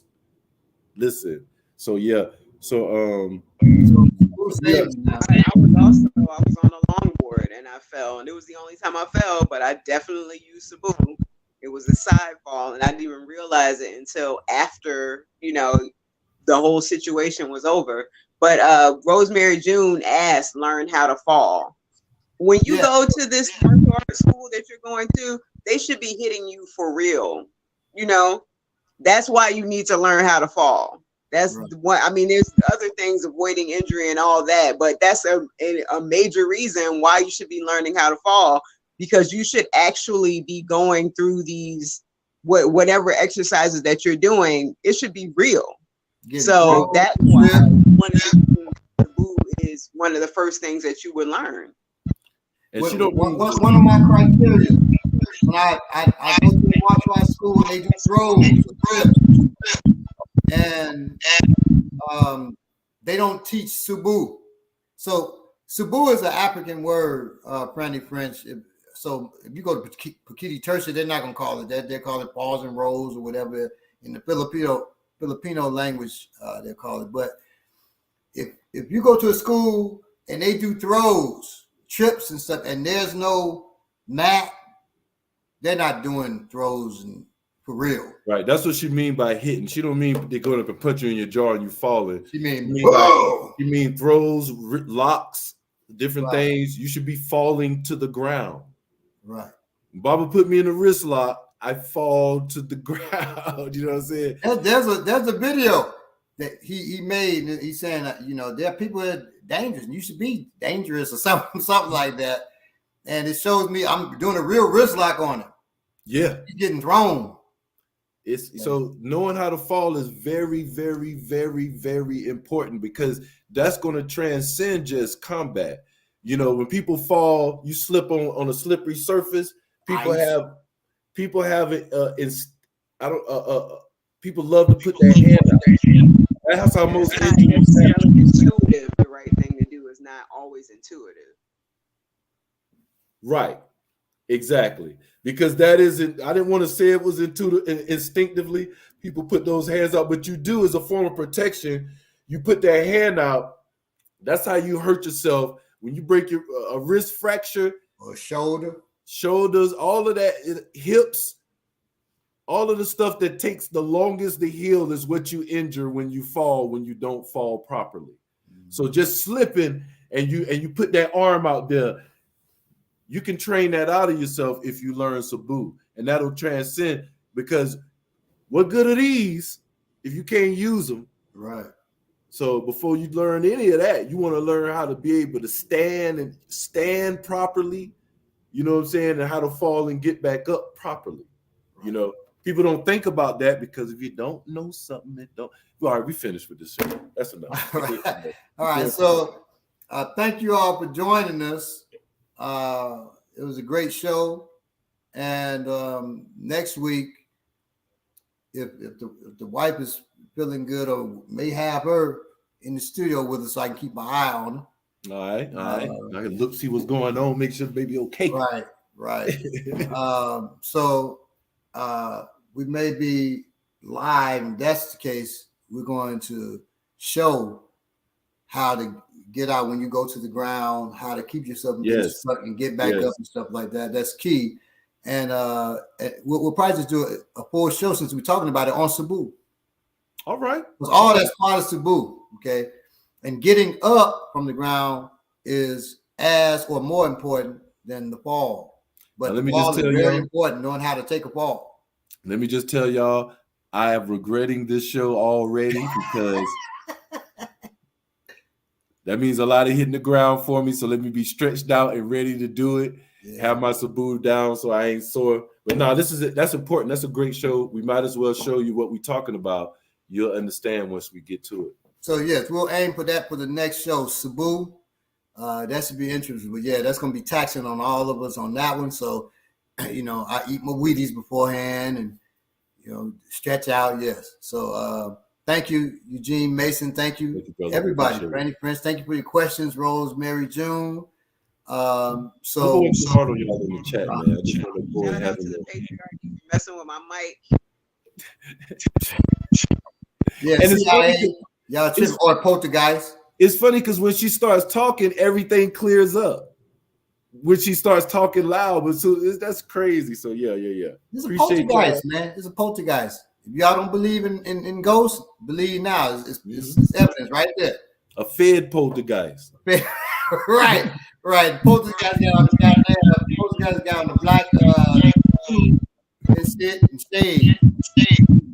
I was making waffles this morning, and I opened up the cabinet, and a bottle of spices just jumped out at me. And I promise you,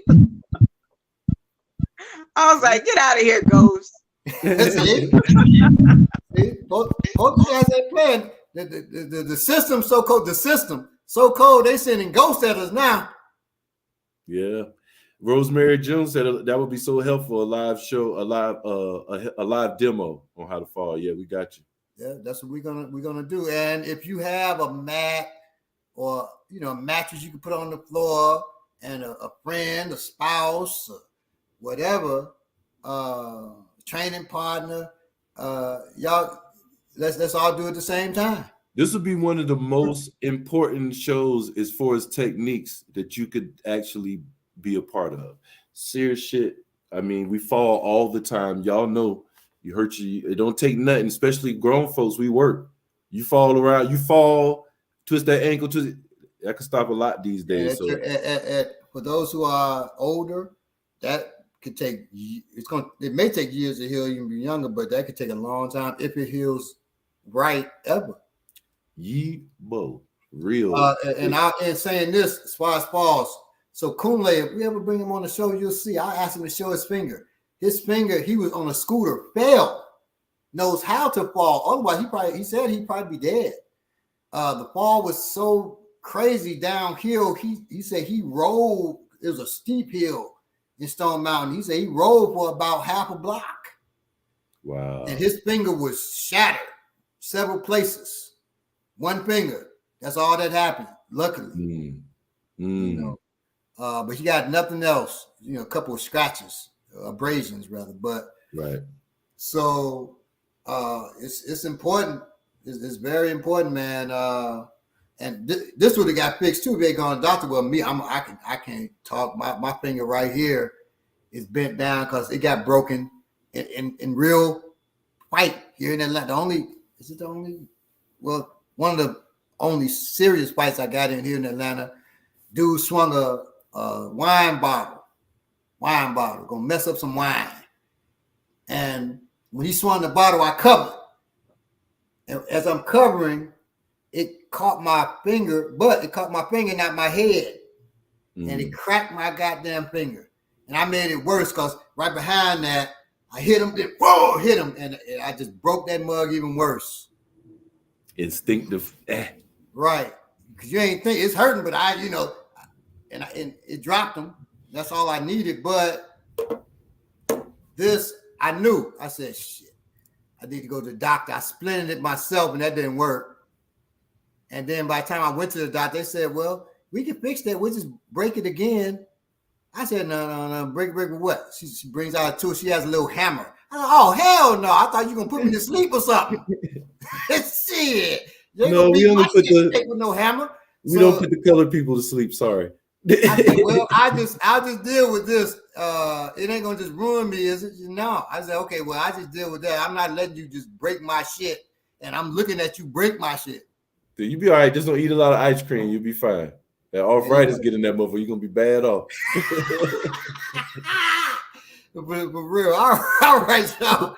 Love y'all. Stay safe and be black. Stay black, or whatever it is that you may be. Be safe, y'all, out here, and make sure you get your Subu down, and we're gonna make sure we help you get that next week. Get your tools, and make sure you got your tools on you. You know, at least one. Y'all know the business, but have something on you. You got one. You got none. Cash up on Maniki, help her get some money for that heater fix.